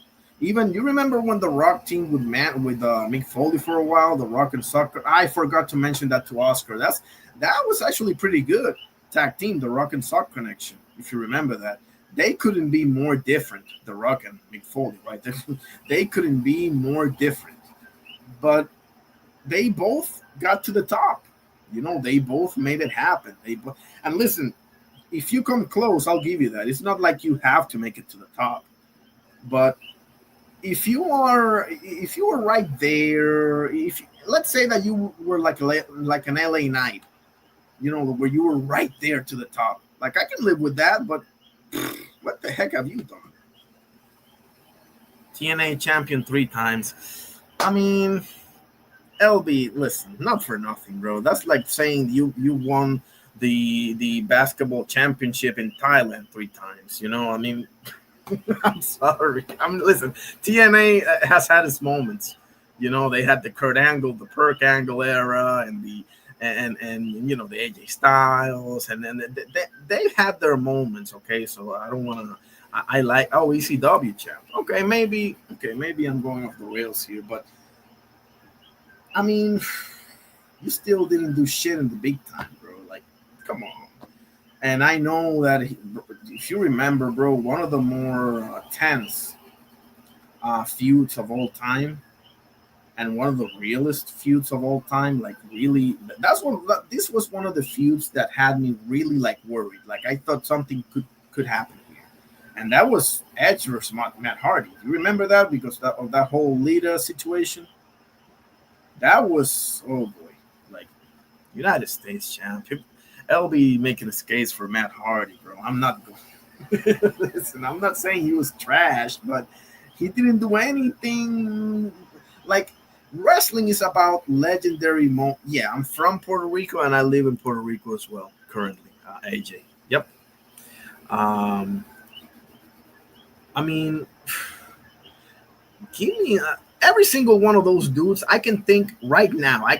Maybe I can't point to a specific date or whatever, but I can think right now of a legendary moment that the Dudleys have produced for me. Now the Dudleys don't really fit the bill because they never went solo, right? They stuck together. So, but Edge and Christian, like off the top of my head, I can give you a bunch of legendary moments from both, and the same with Kofi and Big E, and the same with the Steiners, and the same with the Brothers of Destruction, the freaking Undertaker and Kane. Come on now. The freaking Rock and Sock connection. I can give you right now a bunch of legendary moments from The Rock and Mick Foley. Like I can do that right now. And I can do that for Jeff Hardy. I can't do that for Matt Hardy, bro. Jeff Hardy, bro, off the top of my head, I can give you a million legendary moments where I got goosebumps, bro. So and you know what I'm talking about. Jeff Hardy's the ultimate daredevil, bro. Jeff Hardy is the ultimate daredevil. Like you can't get any more daredevilish than that. Hey, I appreciate that, AJ. That's a beautiful comment, bro. I appreciate that, bro. Thank you very much. Definitely, great to have you here for sure. LB says cruiserweight champion, hardcore champion, WCW triple crown. But you see, listen, I rap with the Hardy Boys, bro. I ain't gonna lie. If you have them, a bunch of people that I know have them in the Mount Rushmore tag teams, for sure. I'm not even mad at that. I'm just saying, bro. Jeff is the one doing the heavy lifting, buddy. I mean, not for nothing, Matt. But Jeff is the one doing the heavy lifting here. Like, and I would say the same thing if it was the case with Jay and Jimmy and the Usos, but it's not the case, bro. Now, yeah, Jay made it a little bit higher than Jimmy, just like Edge made it a little bit higher than Christian, but it's not like Christian and Jimmy ain't done nothing. You see what I mean? Like, I can remember a bunch of stuff that Christian and Jimmy have done, and the same for Big E or Kofi or whoever is the second fiddle on their tag team. Somebody got to be second, okay? Not like that's but. And then the most unlikely tag team of all time, bro, The Rock and Mick Foley. I mean, can you come up with two more different dudes? Can you even fathom or consider two dudes that are just more polar opposites of each other? Like, and they still made it work, bro. That's true greatness right there. That's true greatness. As a matter of fact, I'm going to leave you with this because this was just too funny.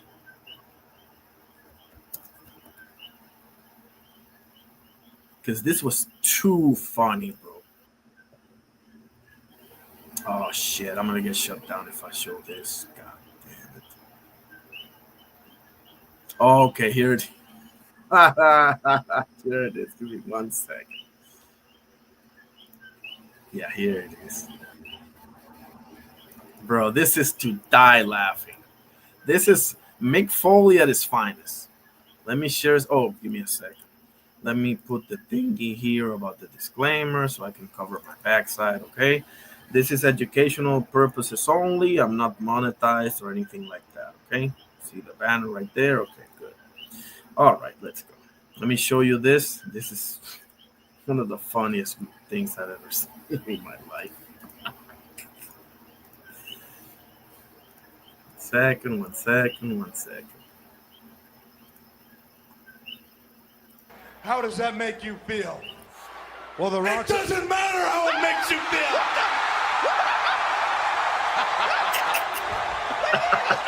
Even the look at that. Even the Rock was like, damn. Even the Rock was like, okay, you got. I want to tell you, bro. I'm telling you, like, true. That's true greatness, right? Yeah, I agree with that. He had too many. The dude love thing, I wasn't feeling that shit. I'm gonna be honest with you. I don't know who came up with the dude love, bro. Whoever did, bro, should be. I don't know. They should spend like 2 hours in jail or something, so they can, reflect on their sins. AJ says, I can't wait to see Boots and Virgil. It's gonna be a good one. That's not gonna happen, AJ. I don't think that's gonna. I don't see that happening, bro. Virgil got too many things going against him. Dude love was garbage. Say that again, LB. Please, come on. He was garbage, bro. But on the flip side, bro, when he did that like schizo type dude, where he popped off, I think that was either Mankind. It wasn't Cactus Jack, was it? I think that was Mankind when he got on the mic and he was just like voicing his grievances, but he was doing it in a way that it was kind of scary. Like he played this unstable type of guy, and that was his marquee performance. Like he pulled that off the way no one could pull that off. Because Mick Foley, he's such a unique character. He doesn't have a great physique. He doesn't have athletic ability. But he, in a specific like scenario, he would tear that shit down, bro. Yeah, I agree. AJ says I agree. Yeah, it's not gonna happen. They know what's gonna happen. And listen, AJ is for the same reason that I don't see Suru and Opetaya happen.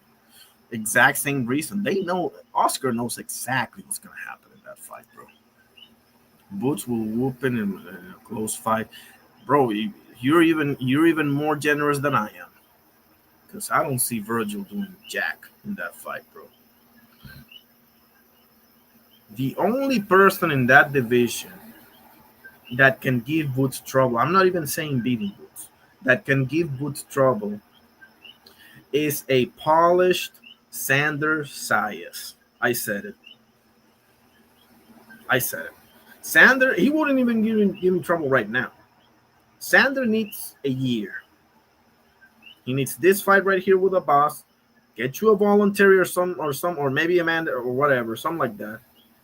And then you should be ready to fight Boots. And whatever happens, bro, because this guy's the real fucking deal. But Xander, to me, has the athletic ability and the skills to give Boots trouble. Not right now. If the fight happens after a boss, I'm like, oh, shit. But if it happens in like a year, I'm like, oh, shit as well. But not so loud, like I'll be like, But other than that, bro, I don't even see Bakram. Don't get me started on Fundora, the Giraffe Man, or Virgil doing anything with them. Sander versus Ortiz, right now, probably Ortiz. In a year, Sander whoops his ass. That's what I think. Honest assessment on that, LB. Sander versus Ortiz, right now, probably Ortiz. Probably. But In a year from now, when Sandor's fully polished, forget about it. Forget about it. Oh yeah, he's getting better for sure, AJ. He's getting better, and you can tell he doesn't mess around. I don't know why he's hanging out with Bad Bunny. That's a bad sign to me. But hopefully, he stays the course, stays disciplined, because a boxer can't afford to be messing around like this, as opposed to like a basketball player or a baseball player or some other type of quote unquote athlete, right? Like a fighter can't afford to be, hanging out with those type of people, bro. I'm just gonna go ahead and say it. You ain't got no business hanging out with Bad Bunny. Bad Bunny is bad news. Okay, you need to stay the course. He doesn't even have a girlfriend, guys. He's focused on his goals.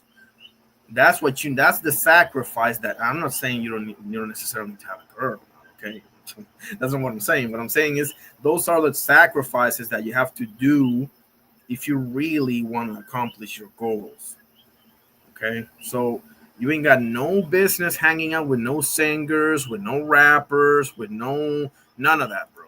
They can drink whatever they want to drink. They can eat whatever they want to drink. You not so much, buddy.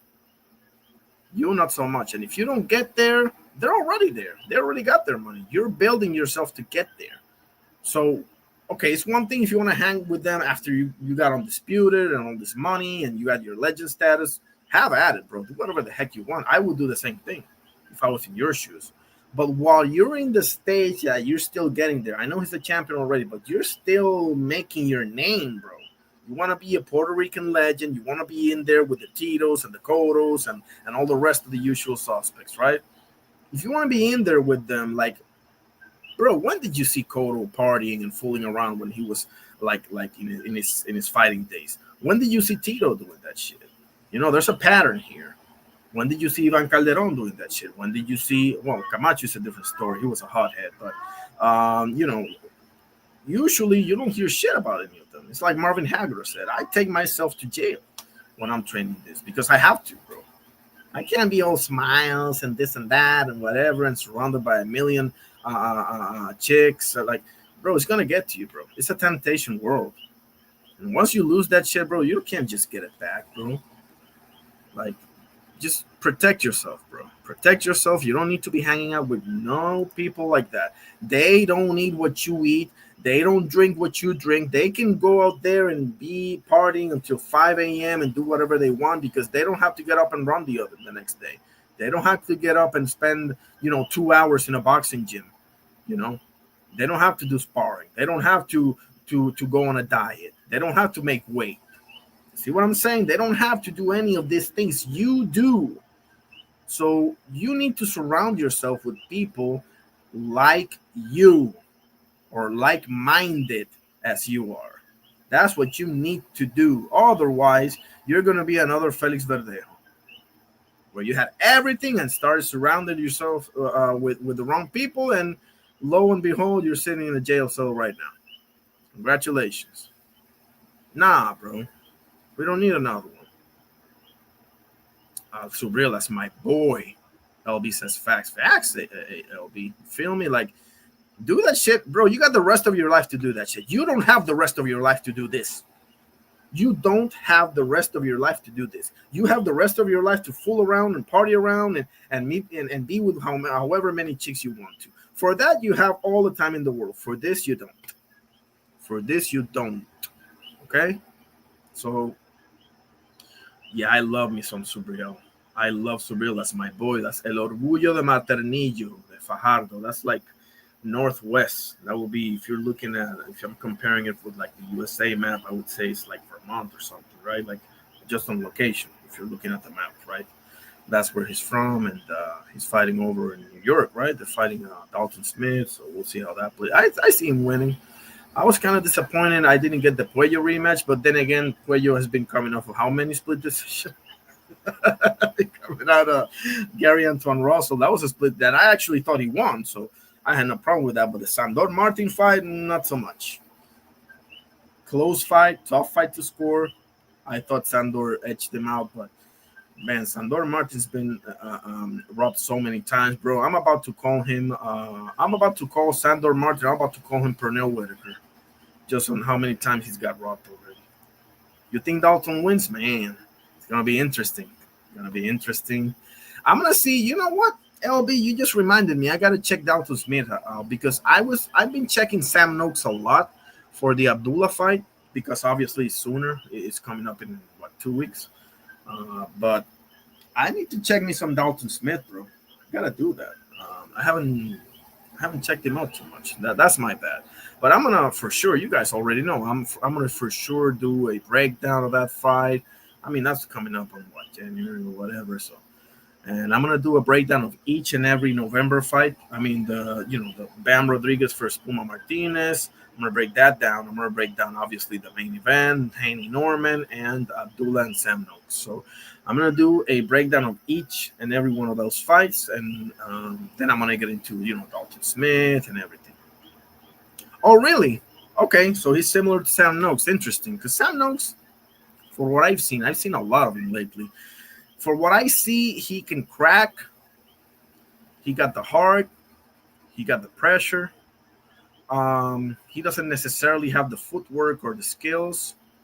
I haven't seen too much defense from him for what I've seen, right? I think he can, because my assessment of Abdullah Mason is this kid is absolutely the goods, but I think his Achilles heel, Abdullah's Achilles heel, I think he's one of those that can be easily drawn into a firefight. Like when you connect on him, several fighters suffer from that.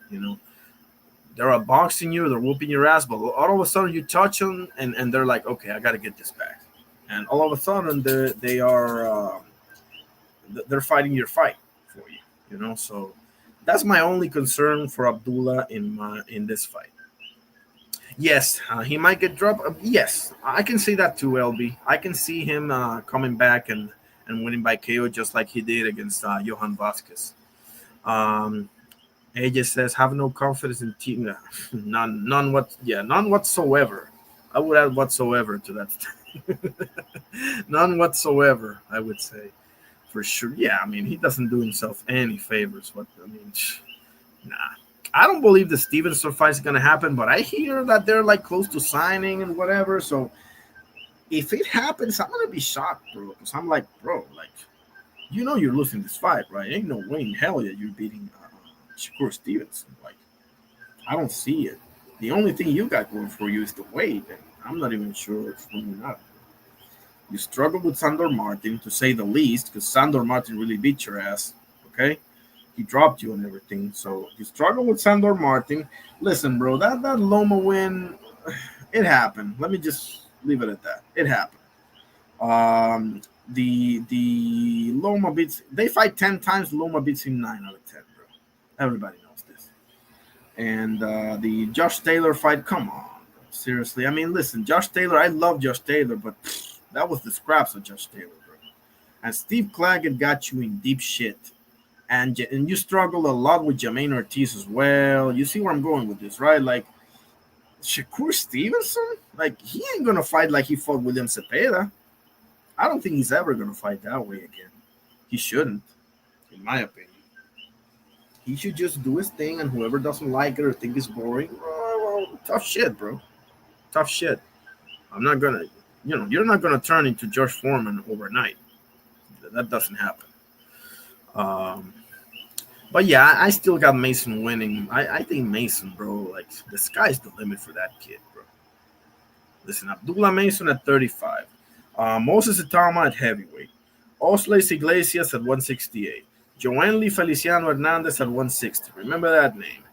I always forget about the others. God damn, I had like the next big thing in every single or almost every single division, and now I forgot about it. What the heck? But of those that I mentioned, I am sure. Now, I got to see more, especially about Moses Itama, and I don't need to see much more about Abdullah, but I need to see a few things more about Moses Itama. I need to see a little bit more about Iglesias and Joanly, for sure.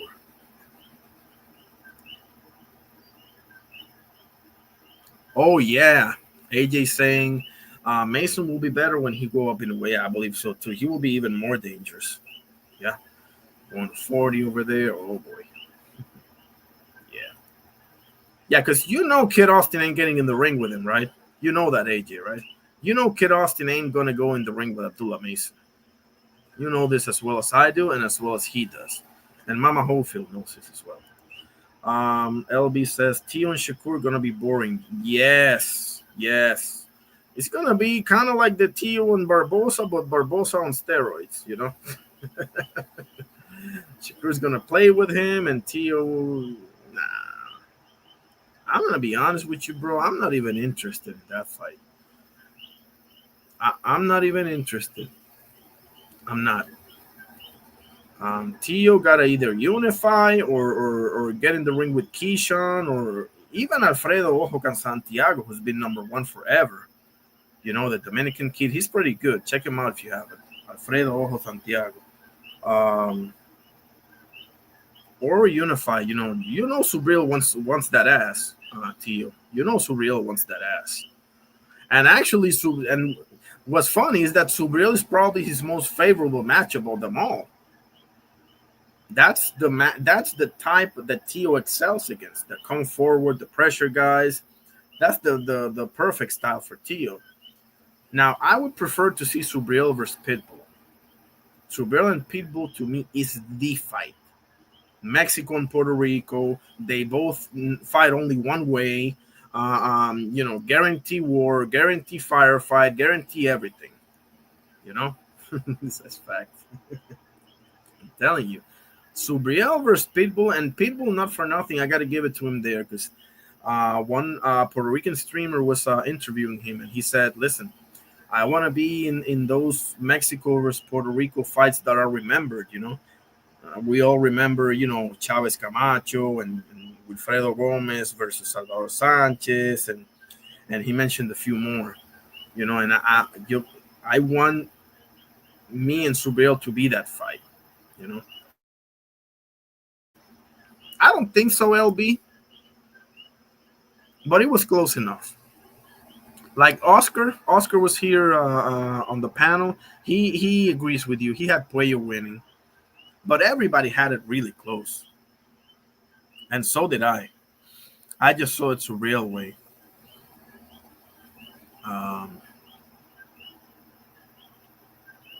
But again, Puello's been in like 3 straight single split decision fights, so you can't cry for nothing, bro, because you literally been given the benefit of the doubt 2 straight times in split decisions. So, and this is not a guy with a huge following. He's not an influencer. He doesn't have millions of Instagram followers or whatever the case may be. He's just a fighter. And I do believe that he beat Gary Antoine Russell, but I don't think that he beat Sandor Martin. And I think that he lost to Subriel, but it was damn close. Both fights were so close, bro. So I definitely want to see it again, though, LB. I will tell you that. I would definitely want to see that one again. You know what? I'm going to see it again, and I'm going to give you some more feedback. I'm going to see it again, and I'm going to score it again. How about that? I'm going to do you a feedback like later in the week with that fight, because that was a tough-ass fight to score, LB. I give it to you there. Tio don't want no part of Subriel. Oh, you know it. You know it. You know he don't want no part of that. Subriel is a real street kid, AJ. Subriel is a gang member. Like if he wasn't for boxing, he would be either in jail or in the grave. He'll tell you that himself. Like Subriel is as real as it gets, bro. Like I know all fighters are tough, right? It's a tough way to make a living, but Subriel is like really from the streets. So he doesn't play around like that.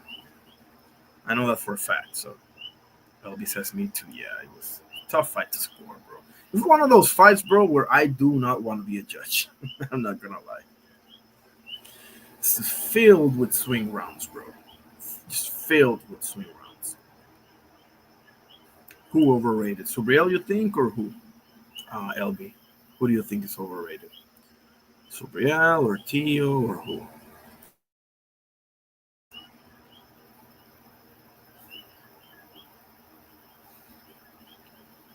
probably surreal, right?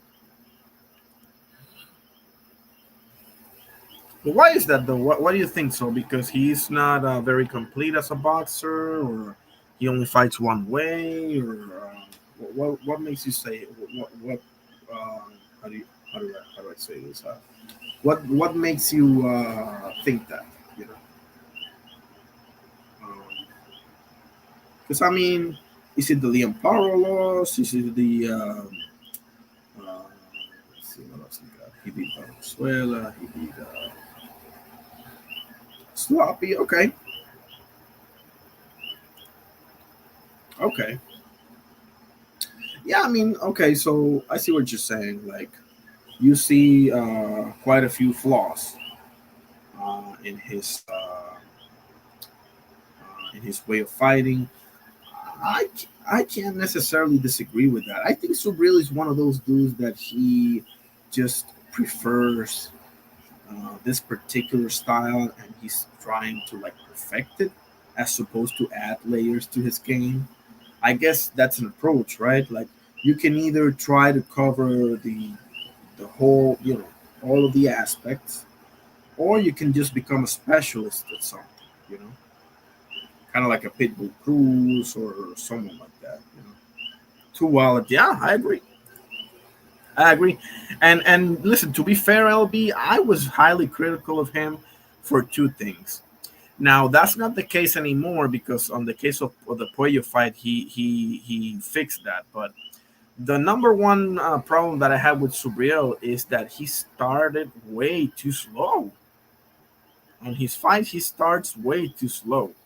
Now that's not the case anymore because the Puello fight, he was right at the get go on him. But he was notorious for being a very slow starter, and he got hit too much early in the fight. Like, if you watch his fight with Shojahong Ergashev, he got hit way too much in that fight from the outside. Like, Ergashev was picking him apart in the first couple of rounds. And Batirhan Yukenbayev was another fight that, to me, it got too close for comfort. You know, he just took way. And I know you can say, I'm figuring him out or whatever, but nah, you shouldn't be taking shots like that. So I've been critical of Subriel in the past, so I feel you.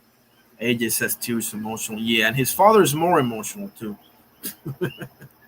LB says De Los Santos, Edwin La Granada de Los Santos is a very dangerous fighter, and a lot of people. And listen, I will tell you this, LB. I thought Edwin De Los Santos had a real chance of beating Keyshawn. I'm not gonna lie, and I think Keyshawn is a savage. But I'm not gonna go through the whole thing with Nahir Albright and the whole freaking thing of the weight situation. That happened. That happened. What can I say? That shit will take a toll on you. It will damage your image, all the rest of it. Not to mention you got in deep shit with sponsors because people are paying you to wear stuff and this and that, and you never even stepped in the ring. So, but Edwin La Granada de Los Santos is one of the more dangerous fighters and one of the most avoided fighters today. He is fighting. He's fighting in Dominican Republic in December. He's had one of the longest layoffs, bro. Now, part of that is thing that he was having. I think it was something very serious. It was like blood clots or something like that. Very serious shit. So that was a big chunk of his layoff, But I'm glad to see him back in action, though. Yes, he found a way out. Yeah, that's for damn sure. I agree, LD. And I rock with Edwin De Los Santos a lot, bro. That dude is dangerous. He beat the shit out of Rayo Valenzuela. He's a dangerous cat, bro. He's very dangerous, man. So, and Shakur wouldn't dare to trade with him. So, yeah, I hope he gets his title shot, but I'm not holding my breath, bro. That's bad. His situation is bad. Sandor Martin's situation is bad. Freaking Bakram's situation is bad. Um, yeah, a lot of things are bad. Oh man, it's almost 4 hours. Holy shit, bro. I didn't even realize it. It's been awesome though. What a show! I mean, had great chat activity, great panel here with my brother Oscar El Carnal from Mexico. Anybody got anything else before I call it quits? I am gonna be live tomorrow as well. I don't even know what I'm gonna do tomorrow. Maybe I'll go something into the UFC a little bit more, the Islam versus JDM and Valentina Shevchenko or Sangwei Lee. The UFC, guys, you're not gonna. I don't know AJ if you rock with the UFC. I know LB does, but bro, let's be real here. I talked about this with Oscar. The UFC is gonna be my main focus this Saturday, fellas. No, I'm not gonna lie. Now, am I gonna watch Eubank and Conor Benn if I can? Sure. I mean, I'm gonna be working, but they don't mind if I put the freaking. They love boxing over there too, or the UFC, so no problem. But bro, the UFC is lit, fellas. This UFC 322 over in New York is gonna be lit, fellas. You got the welterweight title on the line, JDM versus Islam Makhachev, right? Islam trying to break into that, two belt club. Um, Freaking Valentina Shevchenko versus Zhang Lee, two of the best female MMA fighters ever. And then you got Sean Brady in the card. You have Leon Edwards, by the way. You remember Leon Edwards? The famous high kick with Kamaru Usman and all that. He's in the card also. And the first card of the main event is Benil Dariush, one of my favorite fighters, versus Benoit Saint Denis, another one. I like me some Benoit Saint Denis. Had a great fight with Dustin Poirier. That's over at Lively. So that's going to be lit, fellas. The UFC is coming with they just going through this betting scandal and this and that. So we'll see. But UFC is going to be great. Yeah, that's a massive card, LB. You know it. Yeah, we're going to be breaking that down and doing some predictions tomorrow, I believe. Yeah, not I believe. Yes, it will happen. So that's all she wrote. We just broke through the 4-hour mark here. So, whew, I appreciate you all. Needless to say, special thank you to my brother Oscar Perez for pulling up to the panel. You already know you're my brother. God bless you. Special thank you to my brother Lottery Burton Show 420. That's my guy right there. God bless you and yours as well, my guy. Special thank you to my brother AJ64-H5C. I appreciate you, sir, very much, and God bless you as well. Let's see who else. Special thank you to my brother Crush the Legend for pulling up. I love that man. Check him out weekdays from 6 a.m.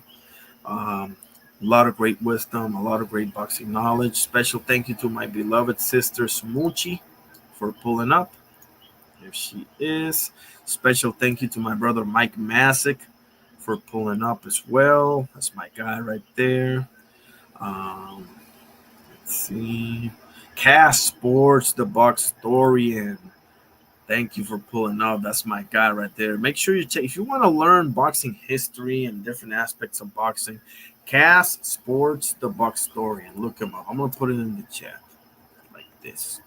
The Boxtorian. That's the name of his channel. Weekdays, 2 p.m. to 4 p.m. Or I think now with daylight savings, like 3 p.m. to 5 p.m. Something like that. Let's see what else we got. There it is. Crush the Legend right there, my guy. Adam, special thank you to Adam T2R9T. Appreciate you, sir. Always coming up with great comments and questions. Special thank you to my brother Oster140 as well. Special thank you to my guy KD, Unity KD. Appreciate you, sir. Special thank you to my brother Al Buga for pulling up as well. My brother B3 Peaks TV for pulling up as well. Drunk Irishman, I love that guy. Go check him out. He has some great boxing shorts, great boxing videos. A special thank you to my brother Bodega Ty in the building. Special thank you to Just Do Boxing in the building. The best boxing coverage, you'll get it at Just Do Boxing. That dude is awesome. Interviews, whatever you said, he does it. Just Do Boxing in the house. I'm gonna start doing interviews, fellas. I'm gonna start doing interviews. God bless you as well, LB. Appreciate you, sir. Good night. All right, this was Irony Boxing coming through with my 40th live. Let's end with the Lord's Prayer, and God bless you all. In the name of the Father, Son, Holy Spirit. Our Father, who art in heaven, hallowed be thy name. Thy kingdom come, thy will be done on earth as it is in heaven. Give us this day our daily bread, and forgive us our trespasses as we forgive those who trespass against us. And lead us not into temptation, but deliver us from evil. For thine is the kingdom and the power and the glory forever and ever. Amen. In the name of the Father, Son, Holy Spirit. Father, Son, Holy Spirit. Thank you, God, for everything. I hope you all stay safe. Have a great rest of your week, and we shall see you soon. Peace